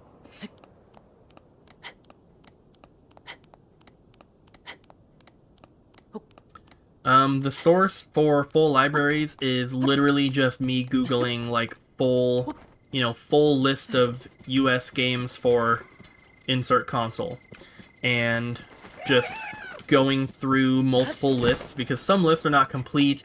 Some lists will have Japanese exclusives on them and stuff like that, so it's kind of difficult, but usually the best resource is going to be like a forum. And it used to be Nintendo Age, but unfortunately that, got all shut down.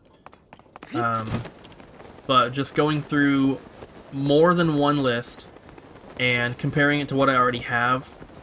And usually I copy and paste them and I put them side by side into a spreadsheet, and I go through and I kind of mark them off like that. So yeah, it's not the easiest thing.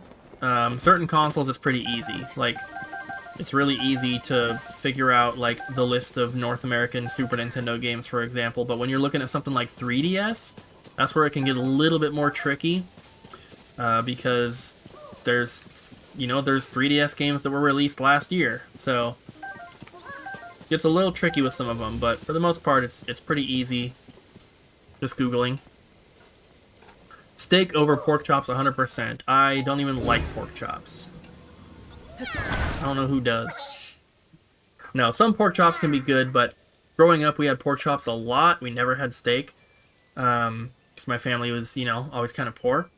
And so we'd have pork chops all the time, but they're always so dry, and I just have never been a big fan.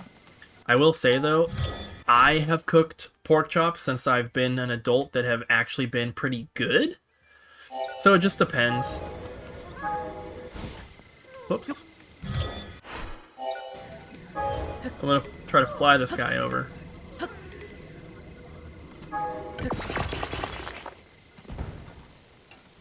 There we go.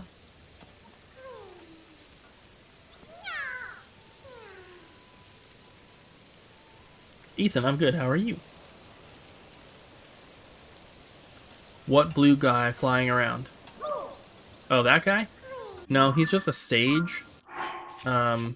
So you get multiple. So I can pull them all out. So you get all these. Where's the other one? They all do different things. I happen to only really use this one.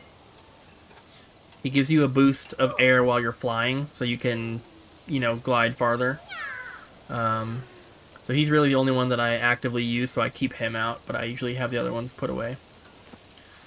Favorite console, N64 and Switch. Okay, so I think... Okay, let me put him on here real quick. Gotta make sure he's centered or else it flies all weird.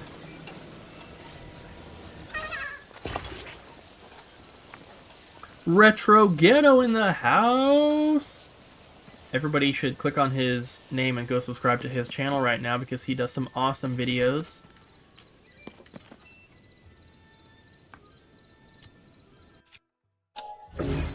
And what else? I think I'm gonna need a stick, and let me get one of these too.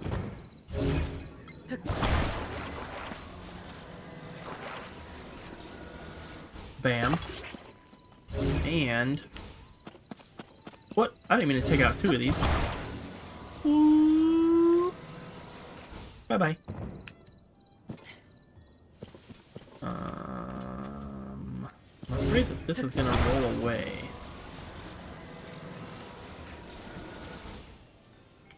Okay, here we go.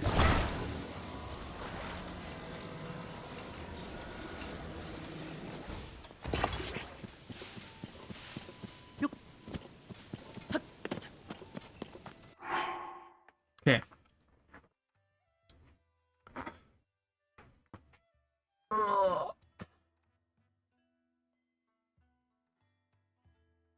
Of course. Everyone, please go subscribe to him if you enjoy game collecting stuff and game hunting. Especially if you are outside of the US, because Retro Ghetto is not in America, where most retro video game channels are. So if you want something a little different, definitely go subscribe to him. Oh shoot, the control stick's not centered.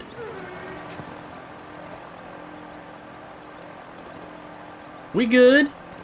We good.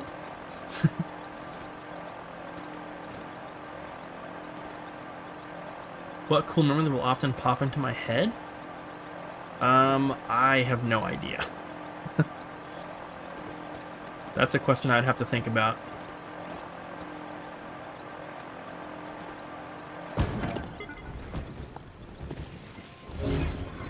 No! He's trying to escape. Stop it. GameCube is awesome. I have a full library of North American GameCube games as well. And I love it. GameCube is the first console that I saved up for and bought myself when I was in middle school, I believe. Bought it for Animal Crossing. Favorite licensed IP games, as in like movie-based or TV show-based games. I honestly have not played many. The only one that I can even think of that I played and enjoyed is Cars 3 for Wii U. Pretty good racing game. If you like Mario Kart, you probably like that game. Give me some of that cold salmon.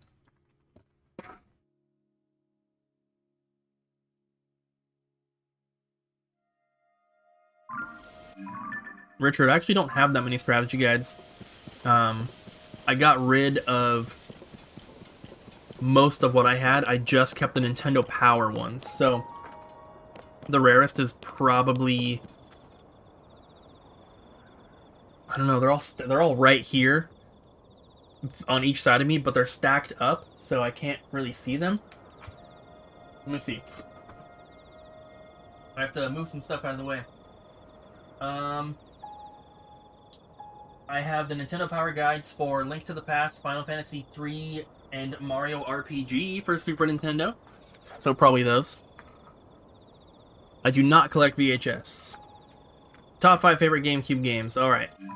Animal Crossing, Mario Sunshine, Pikmin, Pikmin 2.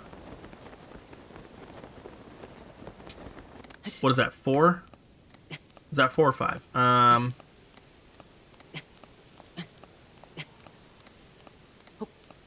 I don't know, that's tough. Those ones, though, for sure.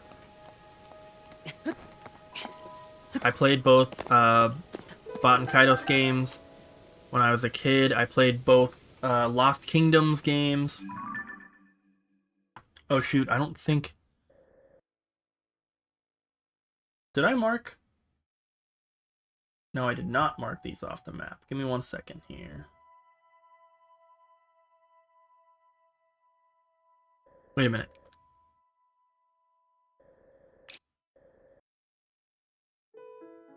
Where am I? Okay, shoot. I accidentally just marked this one off. Maybe it's, hopefully it's on the top of the hill.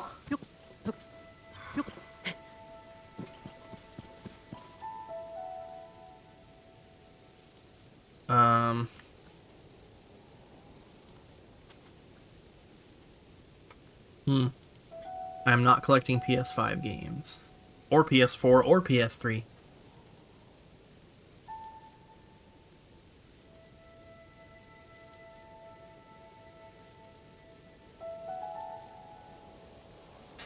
I'm not sure what to do with this one.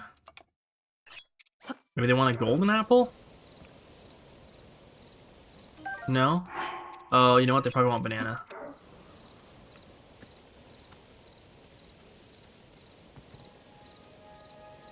No? Dang, I clicked off of it, like I checked that I already completed it, so I can't click on it now. Because if I was able to click on it, it would tell me how to do it. 3 apples in 1 container?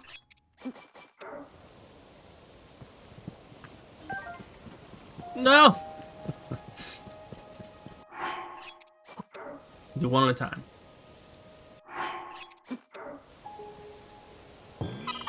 Aha! Pokemon Rancher. Coming through. I don't know what the most overrated Nintendo franchise is. Probably Splatoon. I like Splatoon. It's okay, but it's not like one of the best things ever.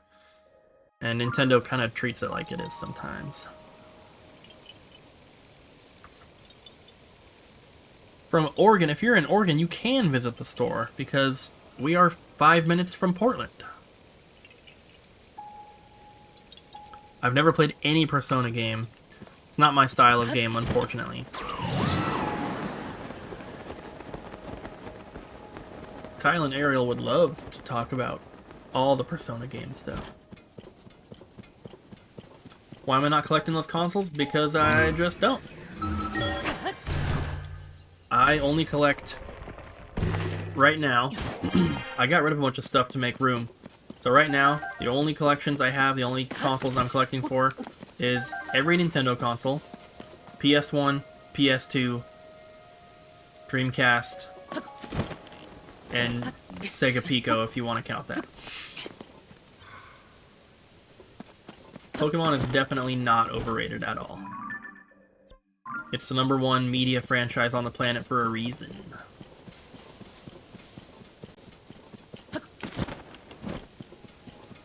If you were too old for Pokemon when it came out, I can understand how you would think it's overrated. But growing up with the original TV show, the original cards, Pokemon Red and Blue, it was the coolest freaking thing on the planet. I was in like 5th grade, 4th or 5th grade when I first started collecting the cards. And then, you know, watching the TV show, playing the games. Couldn't get enough of it.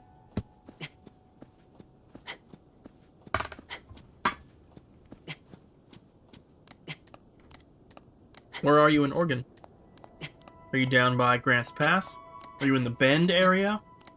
Are you over in East Oregon by Idaho?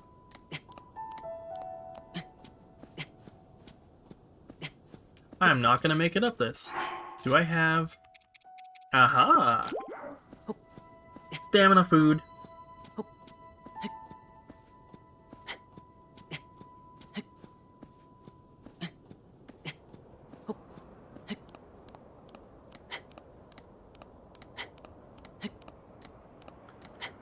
I don't think Mario Strikers is overrated because nobody cares about Mario Strikers. The new Mario Strikers is not very good. I really liked the GameCube one. I played that with my friend Sam. The Wii one's okay. The GameCube one's way better than the Wii one, but the new one, the controls are just way too difficult. Like, they tried to put too much into that game. It's way too fast-paced for how many buttons you have to use and the controls. Way too much. Most nearby to Grants Pass. So, you can go to GameSwap down there in Medford, Grants Pass.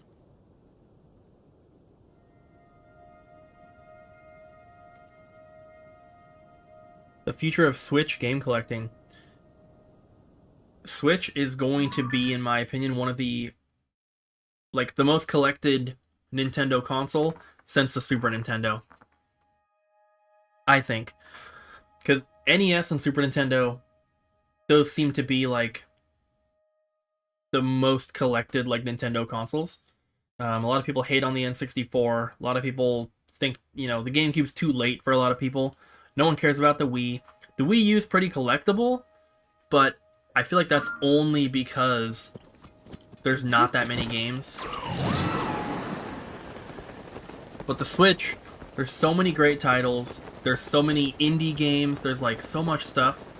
I do think that that the Switch is going to be one of the most collected Nintendo consoles ever. And it's going to be crazy going for a complete set because there's already something like 1,500 North American games. If not more. Probably more. So, it's pretty crazy. But it's an awesome console. You're in Springfield.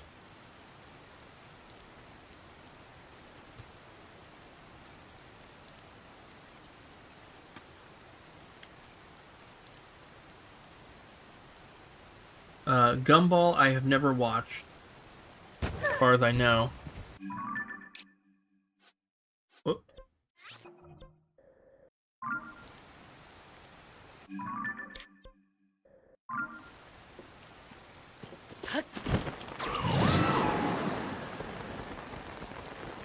You think Red Dead 2 is better than any Nintendo game? That's pretty funny. But no. I think Abby just got home because Homer's freaking out. Oh my god. I don't know if you guys can hear him, but that is so annoying. Homer is like part coyote, and so he doesn't really bark. He more yaps, and it's so freaking annoying.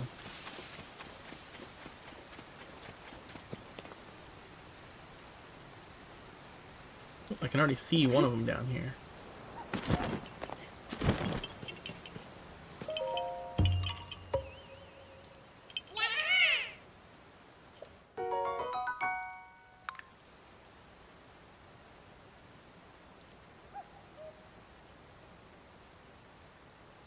Springfield and Eugene, there are some stores around there. There's some newer stores that opened. There's one in there's one in it's in the Salem. Is it Springfield or Kaiser? Kaiser and Salem. There's a store there. They also have a location in Eugene. I can't remember the name of it though. Hey. Do you remember the name of that game store we went to in Salem? The one that was in that weird mall kind of thing? Yeah, it wasn't it it was Retro Game Trader? Or Retro Game Trade? I don't think so. It wasn't related to Retro Game Trader? I thought it was something different.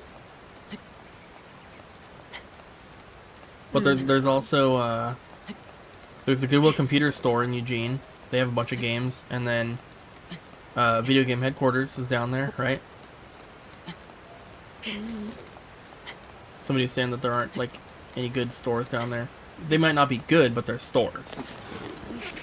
If a store is good or not, that's pretty subjective. Your thing is so delayed. Yeah, it is. Hi, everybody.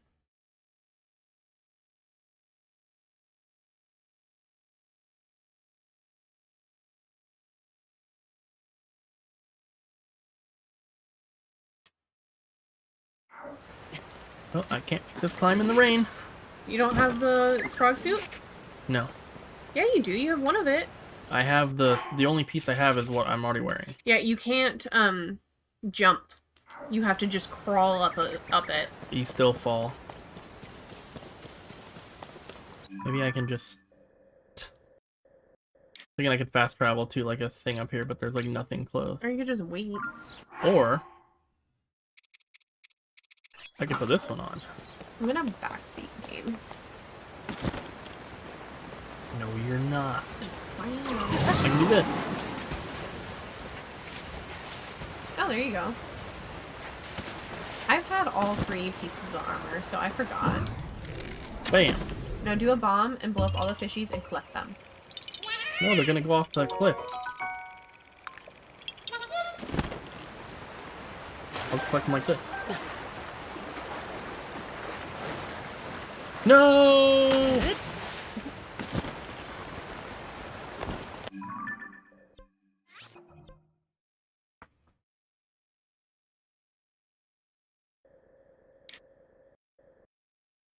Somebody asked what you think the worst 3D Mario game is. Mario and Galaxy. somebody else said Mario Galaxy. I also will say Mario Galaxy, but that's actually not because of the gameplay. It is because I have no depth perception, and it's really difficult for me to play. And I've never enjoyed it because of that. I was gonna say, they're Pedigree 1 in that area. I just didn't like Mario Galaxy. I tried it. I gave it like a couple hours. Arizona has some game stores. They just... Well, they had... Desert Sky we really like, but Desert Sky actually downsized and only does Magic now. Yeah, there was Fallout games. They had a bunch of locations, but yeah, they were hit and miss. But there was that one place we went in Phoenix that was pretty cool. It was like the guy, I think it was just the owner working. It was like a small store. You remember that? No. He had like the walls painted like Mario stuff. I thought that was Fallout. No.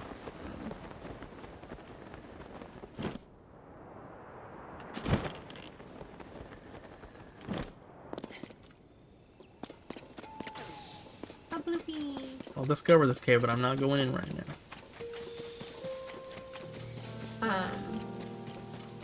Oh, no, it's a piece of armor. You should go do that one. No. It's a piece of armor. I don't care. Most You of the said caves that you have wanted armor. 100%. No, that's a piece of the hidden armor from that one treasure. Misco? I ain't doing it right now. I already said My local I'm not doing the...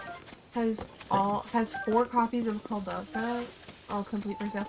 We had a copy of that come in today from Cooper's band friend, Jason. I have never seen a fake tree with apples on it. And he got it from a storage unit.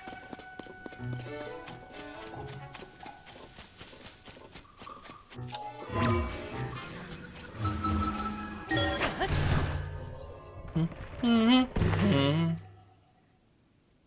don't know which one this is on the map.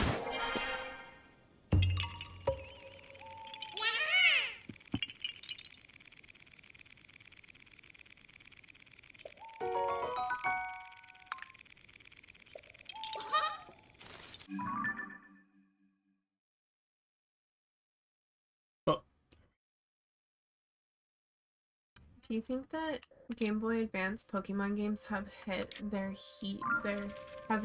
peak price, or will they continue to go up over time? I don't think that they're gonna go... I think if they go up, they're not going to go up that much more, and it's literally just because they're Pokemon games, not because they're in short supply. Because you would almost think that like they might go up as time goes on because, you know, more collectors get them and stuff, but there's too many copies. There's way more copies out there than there are collectors. So, I would say most of the people who buy Pokemon Game Boy games don't intend on keeping them forever.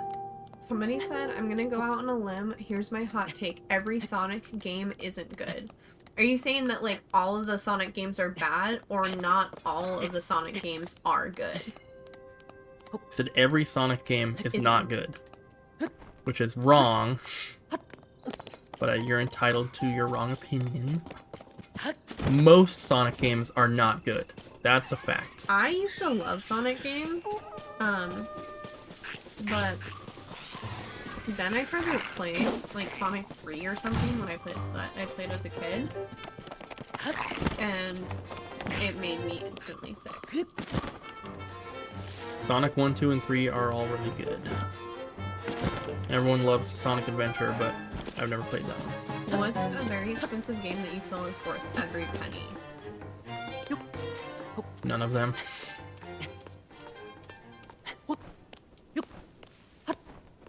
I think any game that you can get your money's worth out of playing is worth it. So, I compare it to movie tickets when I was a kid. So, like, when I was a kid, movie tickets were $5.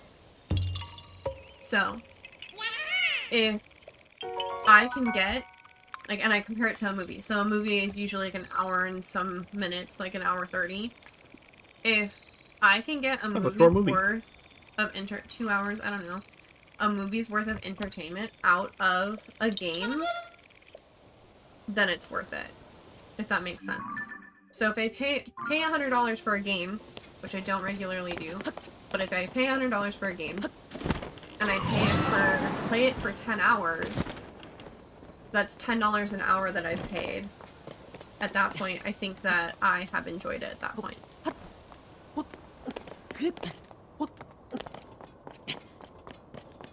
Luigi's Mansion is pretty cool.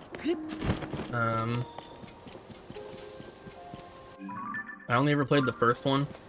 And not even for very long. I never beat it or anything. Fallout 76 is different because it literally is an online-based game. Like, there's no NPCs. You have to play online with other people for it to be filled with stuff.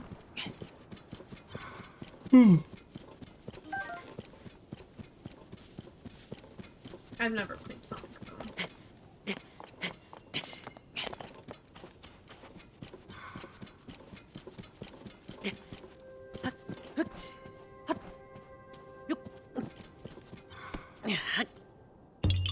Did you just fart? No, it's there.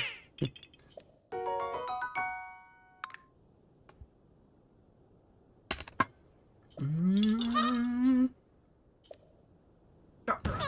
Yeah.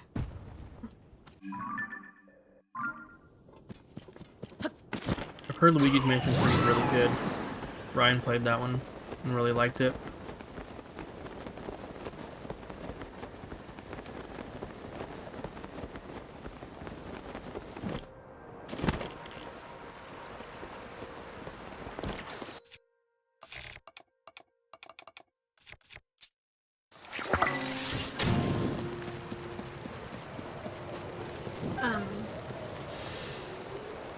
The little boulder guy, if you get him to roll into stuff, he catches it on fire too.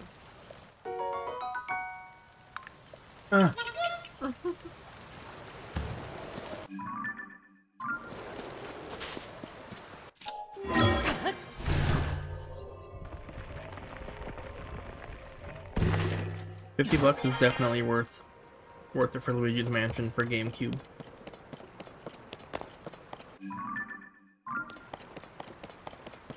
I never got super into Luigi's Mansion because it's not like a scary game, but It gets your heart going. there are some jump scares in it, so I didn't really enjoy it too much, like playing, but it's like, it's one of those must-have titles. And this is the second game that explains it to you 1,000 times. I already did top 5 GameCube games, and I can only think of 4. My top 5, not like ranked 1 through 5 or anything, No, you have to do it like that. Okay.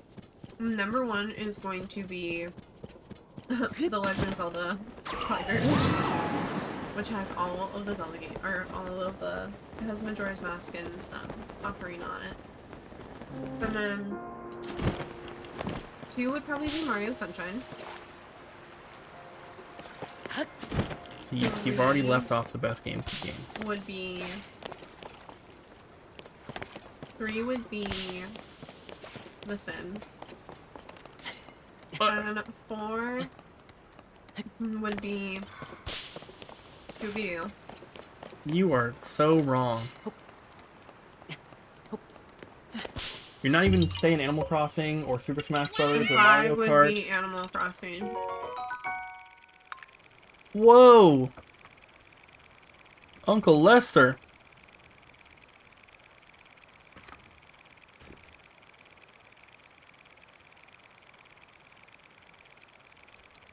Dang, thank you so much. That's crazy. Gotcha Force is good. Thank you, thank you. So there's 1,000 Korok seeds in this game, and there was 900 in Breath of the Wild. And Cooper, how many are you at?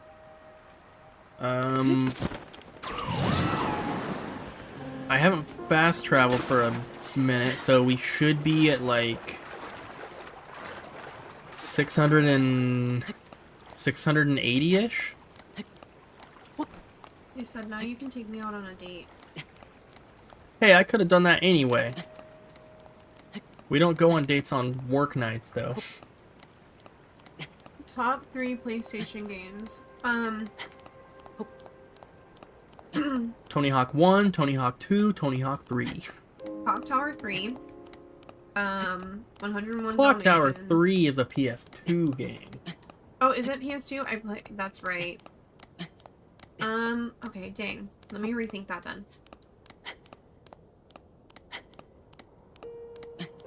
The Tony Hawk games are awesome, but I'm just kidding about them being all top 3. One of them, the first one, maybe would probably make it. I'm gonna stick with 101 Dalmatians. I can't even believe you right now. What is good? That's the game that someone picks when they haven't played any PS1 games. So, I haven't played any PS1 games other than that one. And how are you gonna pick a top 3? What is my top 3? Uncle Lester, you don't have to donate just to put a message.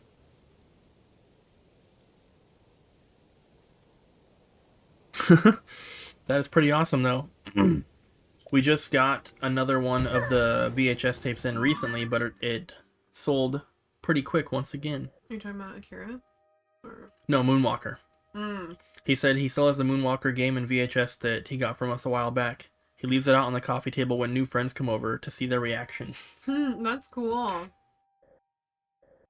need to stop eating this. I'm not even hungry. That's my salmon. I know. You can have some. If you Thanks want. for your permission. If you want, I guess.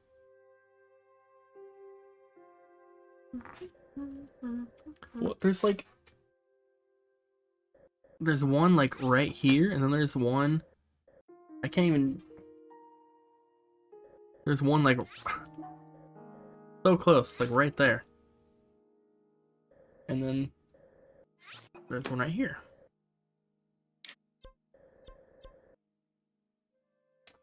Dang, is that really that far down?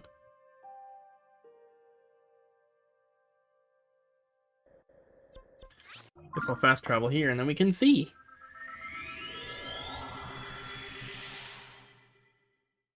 Are you dual streaming? I am, but not on Twitch. We're at 684. What are you dual streaming on? YouTube and Facebook. What? What? There's 45 people watching on YouTube and 0 watching on Facebook. Oh, okay.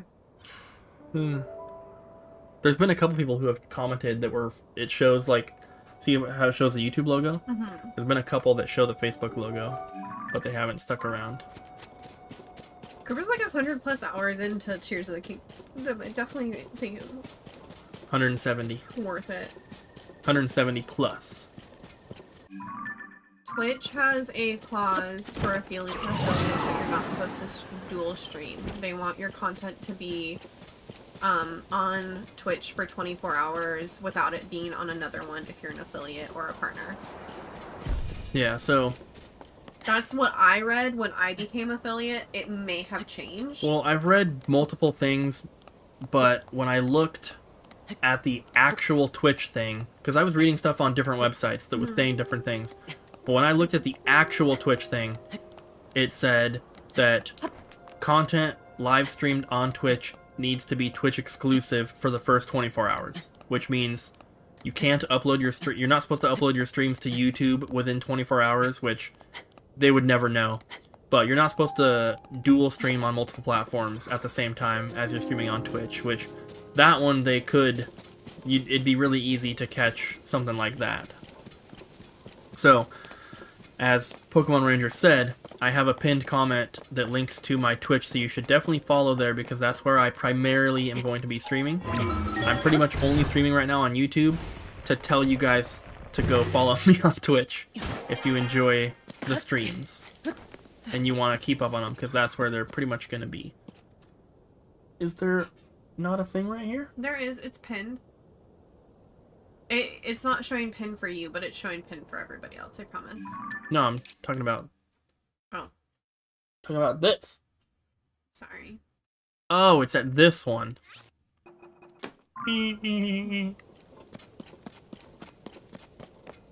What up, young stunting boy?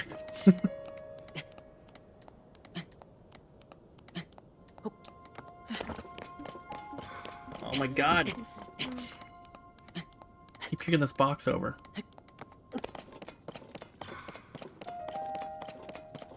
I have not watched Neon Genesis because I don't watch anime. Maybe Abby has, I don't know. I watched a little bit of it. It wasn't my vibe, but I don't think that's to say it's not good. And I watch anime, but very specific anime. So I don't know.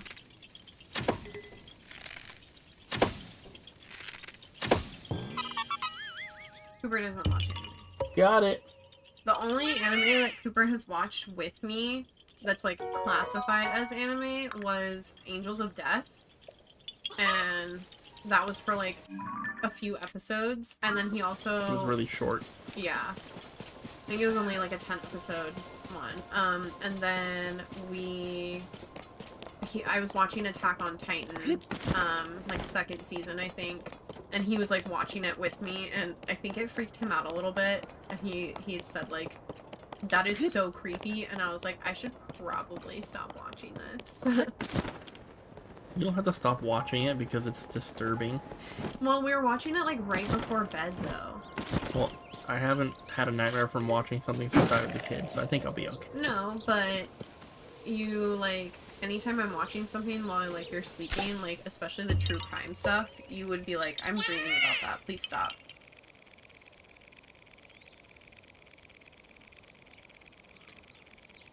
Is Guar good? Their shows are amazing. Their music, eh. Their shows are so good. I went to one with Cooper. I've seen Guar like 6 or 7 times.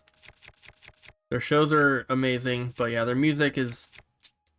It's not great, honestly. It's a show, though.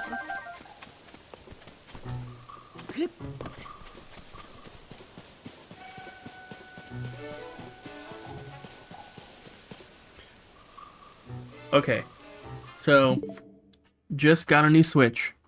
Share the games I completed. Don't play anymore. Okay, so You mean Advance Wars. you mean share as in let you borrow them? Because the don't play anymore is a weird specific thing to say. But if you're just talking about the games, here you go. Animal Crossing, Pokemon Legends Arceus, Mario Kart 8. Well, they're asking about games you've played and you don't play anymore that you have beaten. Yeah, all these. Mario Kart 8 doesn't really count, I guess. Mario 3D All Stars has Mario 64 Sunshine and Galaxy. Pokemon Violet, I didn't beat this one. Mario Odyssey, Advanced Wars, I beat the first game, not the second one. Kirby, I beat. Chasm, I beat. Forager, I beat. Link's Awakening, I beat. Skulls of the Shogun, I beat. It'll Do 2, I got to the final boss but couldn't beat it. Minecraft Dungeons, I beat, but this is the kind of game where you can like keep playing. SteamWorld Dig 2, I beat. Oceanhorn, I beat. New Super Mario Bros. U Deluxe, we've beaten on like multiplayer with people. Snipper Clips, I beat. That was really fun.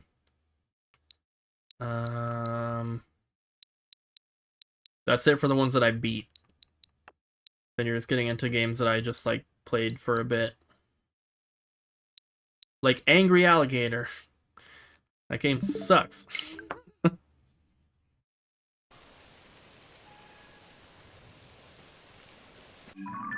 Okay, I'm gonna dip out. You have fun. Okay. Sorry that I crashed. What time your is it? stream. It's 11. I'll probably be done by midnight. Okay. Hello, George. Yeah, I'm tired. Probably just gonna go lay in bed and cuddle with Homer and play. Bye. How did I break that one? I didn't even shoot it. Everyone say bye to Abby. Bye. That was my phone case, by the way. That made that fart noise, not Cooper. I didn't hear a fart noise. You guys heard Cooper fart, didn't you?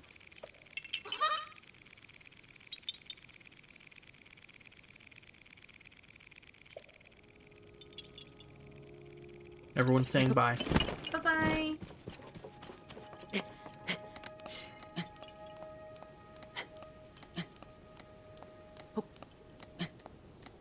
Nice, you got the Tears of the Kingdom Collector's Edition. And then graduated the next day. Congratulations. We were super lucky. Since we have, you know, it's me and Abby, and then we have Ryan, Jess, Kyle, Colton, Ariel. Since we have everyone at the store and everyone is pretty, like, in tune with, you know, like collecting and new games coming out and stuff, it's usually not too hard for whoever at the store wants a collector's edition to get one. Benjamin on the Facebook side, thanks for stopping in. So it's pretty easy for us to all get the special editions that we want, even if they are limited, because usually it's limited to like 2 per person. So Kyle will end up getting 2 of them from Best Buy or something, and then we'll get one from Target or, you know, whatever, and then Colton will get one from GameStop, and Ryan and Jess will get them. So even if somebody, you know, misses out, then the other people at the store are usually able to get an extra one. So we all end up getting them. With the Tears of the Kingdom Collector's Edition, though, we actually got some from our distributors, which was very surprising. We did not expect it. I think we had like 22 extra copies after people at the store got the ones they wanted. So those all sold, you know, day one, though. You don't play any Pokemon games. Yes, I do. Did you not just see? Pokemon Legends Arceus is my 4th most played Switch game. Pokemon Violet is the 7th most played. And then Pokemon Shining Pearl is right here.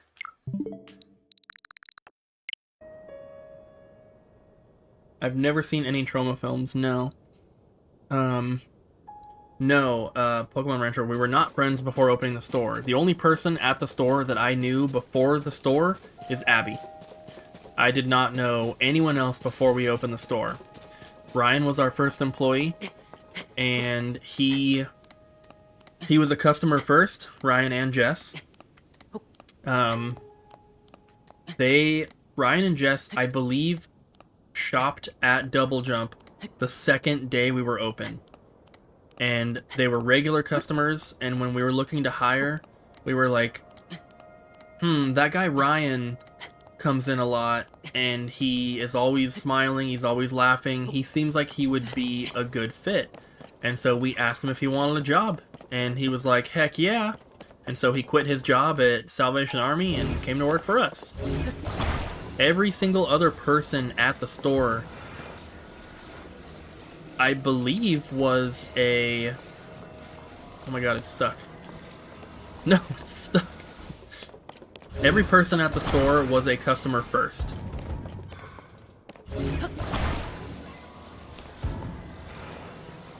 Oh, what am I doing? Has anybody famous ever come to the store? That is a good question. We've had a lot of YouTubers and Twitch streamers and game developers come to the store. The most famous person who has been to our store is a Twitch streamer by the name of Terrorizer. He has played... He's friends with, like, Jacksepticeye and people like that. So in terms of, you know, an online personality, that's pretty freaking big. We also used to have a couple that would come in a lot. They haven't been in a long time, but they were both YouTubers as well, and I can't remember their names, unfortunately, but the guy, they were both like emo style, and the guy had a YouTube channel where he would do music, and he had over 1 million subscribers, and I think she had like a couple 100,000, but I haven't seen them in years now, so I don't know if they moved out of the area or what. And then there's a few other people that come in that are full-time Twitch streamers, but Terrorizer, I think, was the most popular. But we have some people who either are currently game developers or used to be game developers that come in. We had a lady in just a couple days ago who used to work at Square during Final Fantasy XII era, I think. We have a guy that comes in every now and then who... We have a lot of people that come in that worked at Nintendo, because Nintendo's in Washington, but we have a guy who came in who worked on the new Advance Wars remake. Because I guess the studio that did that is, like, in Portland, which I didn't know, so... and then we have another guy that came in who used to work at Rockstar. He worked on The Bully, Grand Theft Auto 4, lots of stuff. He was in yesterday, I believe. So, they're not really famous. They're not like, the president of Microsoft or anything, but it's still cool.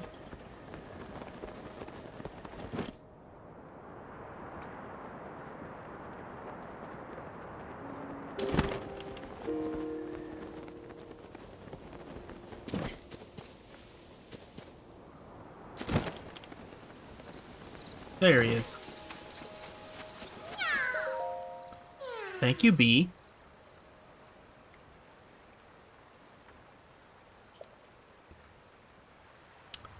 They probably will restock the Tears of the Kingdom Link amiibo because, I mean, why wouldn't they? It is, like, the #1 game in, like, most countries still. So, I'd be surprised if they didn't restock it, but it might be a little while. We have a website you can order from. We do. It is doublejumpvideogames.com.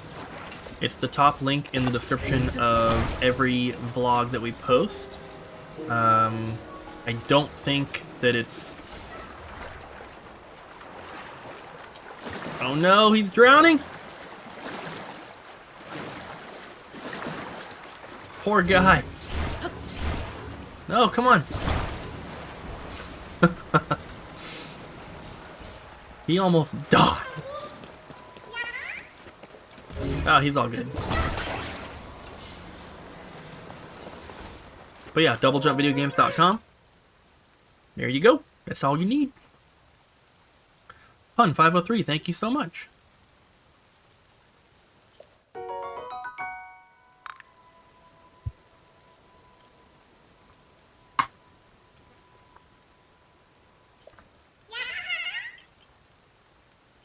Love from Sweden. Sweden is so far. Thank you.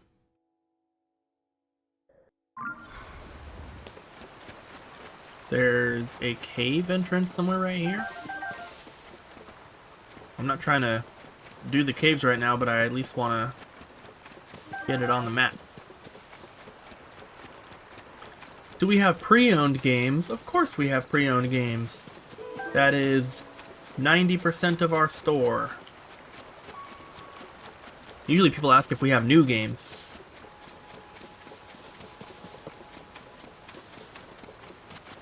%90 of the store is pre-owned video games. 5% of the store is new games. And then the other 5% of the store would be movies, toys, plushies, statues, stuff like that. Where the freak?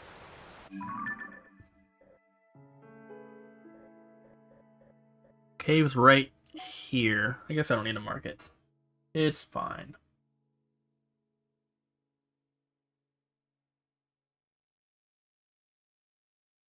Okay, so I've been going south, and there's only 2 more Korok seeds that are both right here.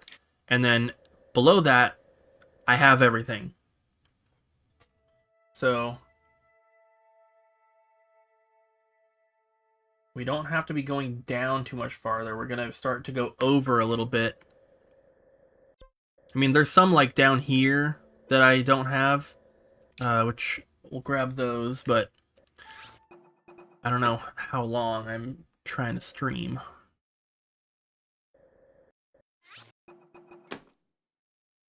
I will mark the other ones though, so that I at least know where we're going. It's way down here. Oh, that one I already have. And below that, I already have that. Well, I already have that one. And that one below it. And I got that cave done. And that other cave done. Already have that. Okay, so there's one. There's one here that we don't have. Oh, and there's one right here. Oh, God, there's so many like right next to each other. Right here.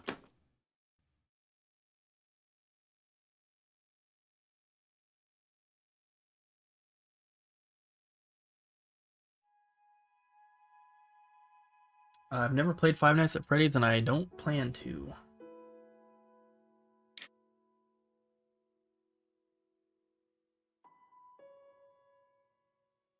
Okay, last one is... It looks like it's right here?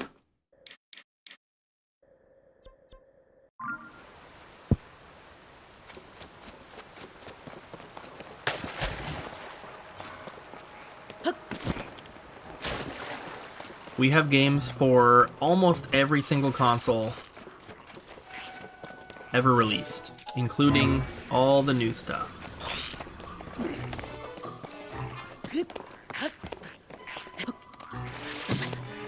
Oh, come on, leave me alone. Great, I gotta kill this thing.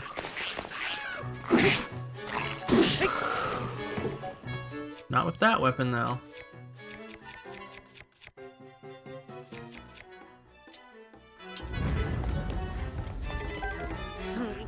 Get off there.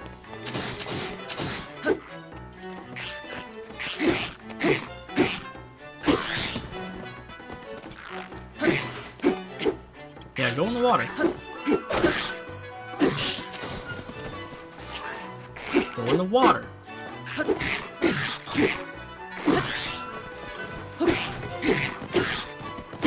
Die! Die! There we go.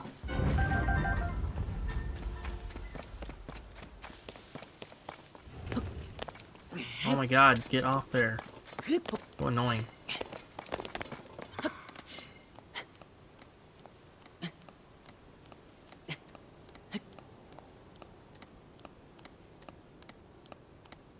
Nice, you picked up an animal forest.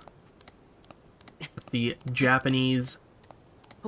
first Animal Crossing game in Japan was released on the Nintendo 64. Oh, I'm not wearing the right thing.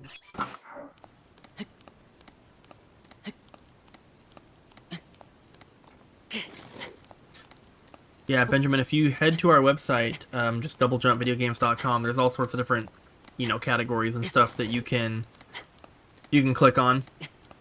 You can browse everything, make orders. Why am I slipping? It's not raining. Oh yeah, it is. Well, not gonna be able to climb it in the frickin' rain. I'll go to this red one. I think it's gonna be closer to the ground.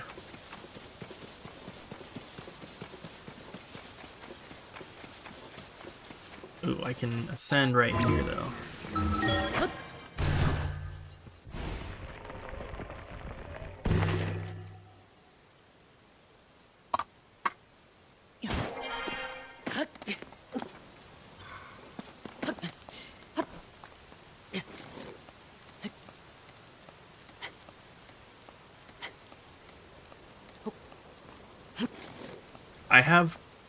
I only have one piece of the frog suit.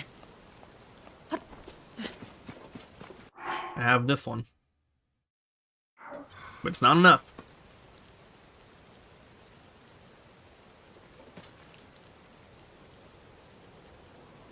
We try.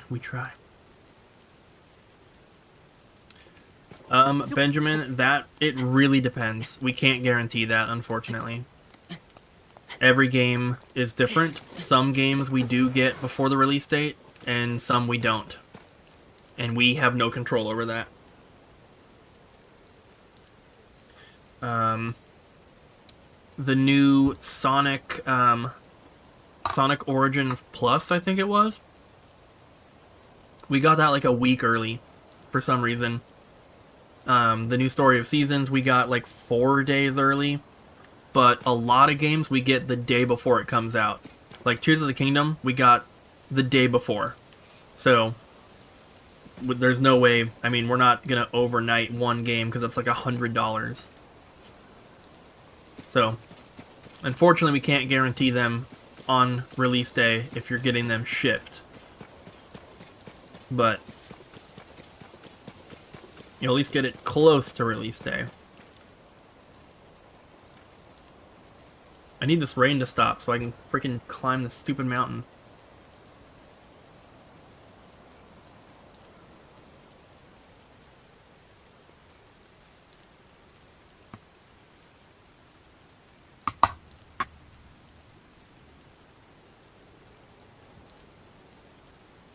You're asking how we get the older Pokemon card boxes. We don't have anything that's like super old. We have some older... We get like some X and Y boxes every now and then, and Evolutions, which is really expensive, and Steam Siege. And we have some other ones, some older Sun and Moon ones. We have Sun and Moon base cards, we have Unbroken Bonds. There's a few of them. But unfortunately, I can't really tell you how we get them, because that would create competition for us. And the prices are already super high. It's not like we're getting great deals on them. The only reason we even make money on the older cards is because we're selling them as individual packs and not full boxes. So, some of them we get from distributors. Some distributors just have old stock still, but they don't have the old stock prices. Like the Evolutions box. Is it not raining? The Evolutions box, for example, we pay something like $750 for, plus shipping. And then we sell the packs for like $25 each, so we end up making like $80 on the entire box. And you have to sell 36 packs to even get that. But it's worth it for me to do that because most of the other stores in the area do not carry that stuff. Like, we have a better Pokemon card selection than most of the card stores around town. Not for singles, but for sealed booster packs, we have a better selection than most of the actual card stores in Vancouver, which I think is really, really cool.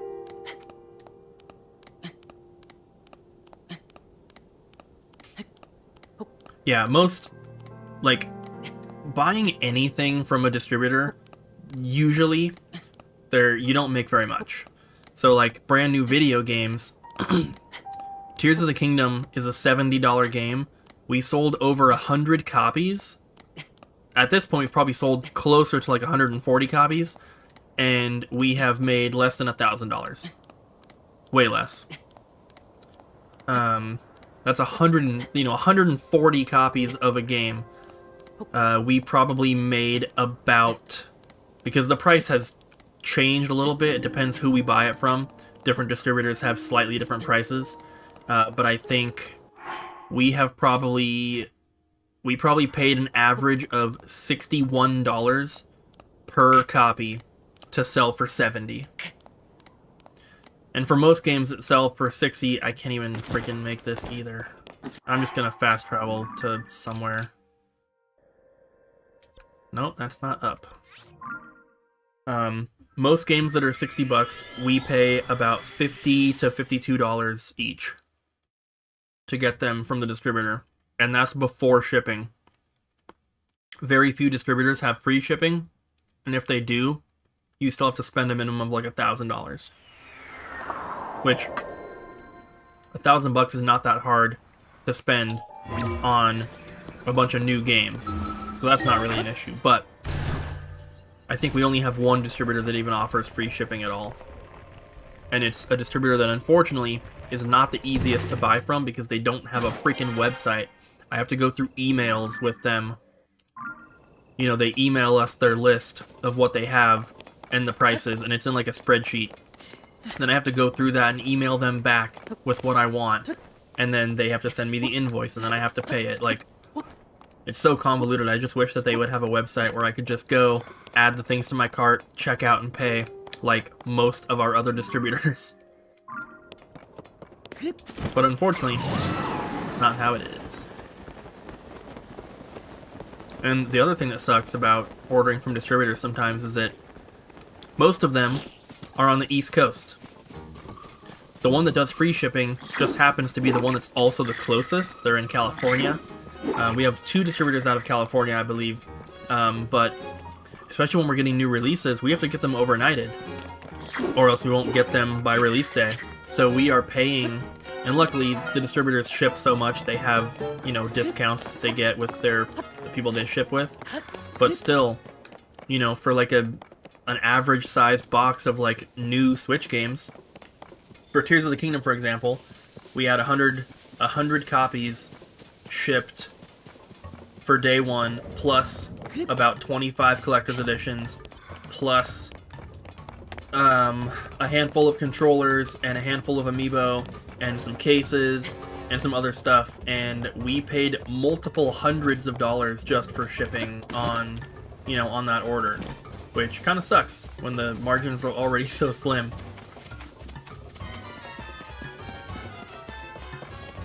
There aren't that many retro game stores on the East Coast. There are tons. There's so many. When the glow of Maybe the not in your blood-stained moon particular shines area, but upon the land. they're all over there. Like, on the West Coast, you have a bunch around Seattle, you have a bunch around Portland, and then you don't have a lot until you get down into California. There's a few here and there in between, but there's not that many people. There's not that many like big cities and stuff. So I feel like, you know, on the East Coast, there's like major cities like all over the place. Where am I on this map? Here we go.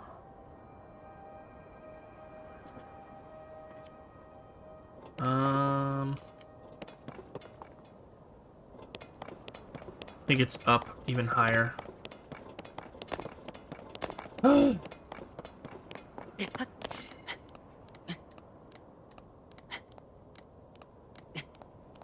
In all of South Florida.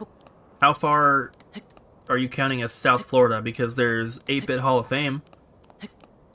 And is it in... I know it was in Fort Myers. I don't know if they... You know, Fort Myers got wiped out with the hurricane, so I don't know if they rebuilt in Fort Myers or if they're in a different city, but I'm pretty sure they're still in Florida. And 8-Bit Hall of Fame was pretty cool last time I was there. I will agree, though, I don't remember much down in like the Fort Lauderdale area. I didn't go all the way to Miami when I was down there, but in Fort Lauderdale there was maybe 1 or 2 stores I went to, but yeah, they weren't great. But 8-Bit Hall of Fame I thought was pretty awesome. Been there a few times actually, because Sam lives down there, and then you know my band is from Florida, so whenever we go down for anything, always got to do some game hunting. There might be another Florida game hunting road trip coming. Oh my god, are you freaking kidding me?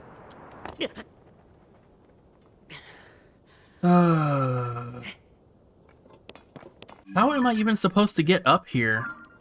This is so stupid. Good night, Benjamin. Thanks for hanging out. Thanks for being the only one watching on on Facebook. I don't know how I did not make it up that last one. I was at the freaking top.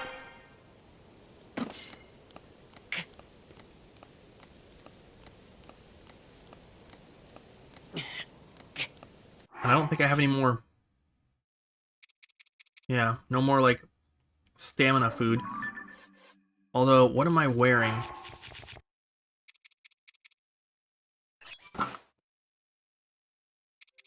I can switch to that because it's not raining. So that should help with climbing speed.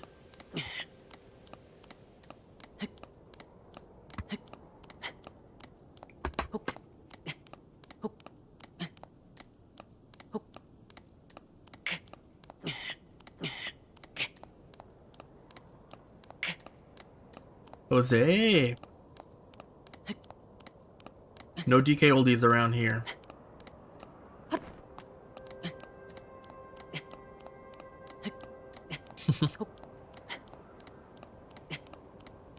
We like to poke fun and make like little parody videos about DK oldies, but like beyond that, I absolutely hate talking about them.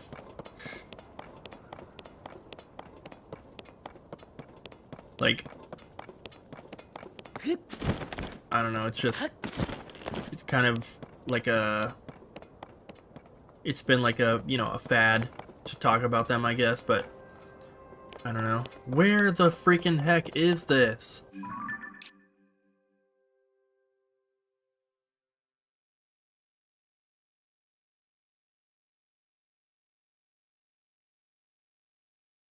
Zoom in on this stupid map. It looks like it's right over here. Like right underneath me. Right? Or is it up? No, it shows that it's down below. I might have to jump off of here.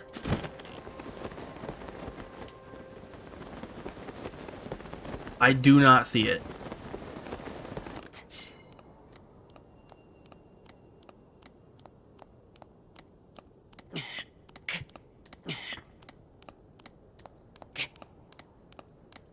I'm looking for a Korok seed, and it's one of those ones where there's like a cork, and I'm seeing like a screenshot of it, and it's like on a cliff, but it's a cliff with green grass, and I don't see any green grass around here.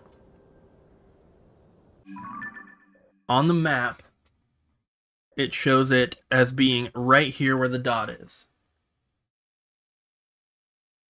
Oh shoot, my MacBook's gonna die. Well, I'm gonna close that just to save the battery because I don't have it plugged in. Yeah, this is pretty dumb. I don't see it, so what I'm gonna do, I'm just gonna mark it, and I'll just have to look for that one tomorrow or something, I guess. It also gives me coordinates, which kind of hard to use, but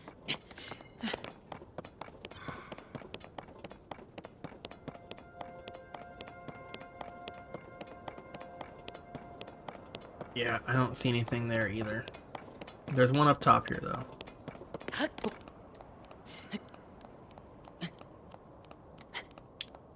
The location of the thing on the map could be wrong, I guess. So, I don't know. I'll try to find it later. I don't want to spend too much time looking for it. Oh, shoot. I have to mark them off, so I can't just keep the computer closed.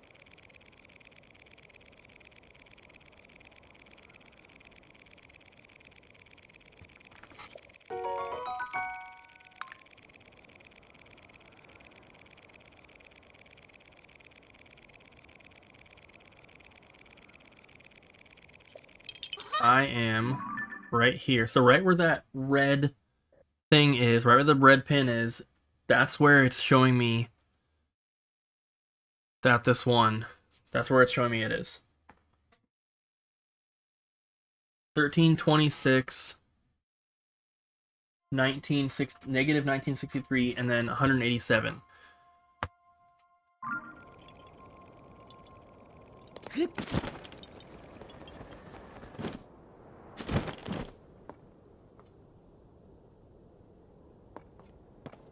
I don't know. Do you know where it is? So I cannot find it. And I'm falling. At least I can grab that. I'll grab this one too. No.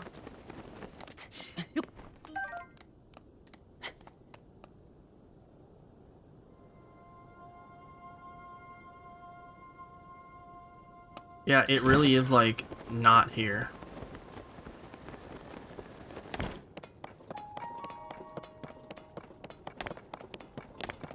I don't think I can go underneath here.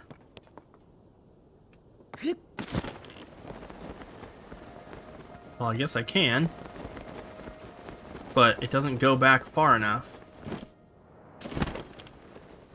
This is what it looks like it's on.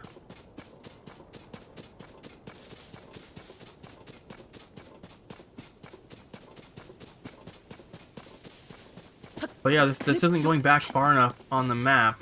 Oh. Oh, here it is. Oh my gosh. Yeah, I don't like that. Ready? Pop. Wow. I don't know why that was so difficult to find. I mean, when you look at the map like this, you wouldn't think to go over the edge here and then back under, but either way, we got it. Well, I think with that one, guys, I should probably be done for the night. It's 11:51 p.m. And yeah, I might stream tomorrow as well, and then we'll just continue on, and I'm hoping to get as much done as I can before my road trip with Cody, because Pikmin comes out right after that, Pikmin 4, and I'm going to be playing that, and I don't want to... I kind of play one game at a time. I don't want to lose interest in Zelda, so 100% before then we're all good.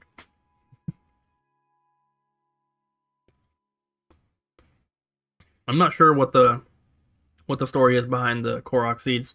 I'm sure you learn something about it in Breath of the Wild, but I don't pay attention to story stuff very often. Well, I should probably go ahead and end it here, guys. Thank you so much for hanging out with me. Don't forget to follow me on Twitch if you enjoyed the live stream and you want to be able to watch more. If I do live stream tomorrow, it'll most likely just be on Twitch. So check out that pinned comment on YouTube there to go to my Twitch page. Make sure you follow. And yeah, I'll probably see you guys there tomorrow. So thank you once again for hanging out.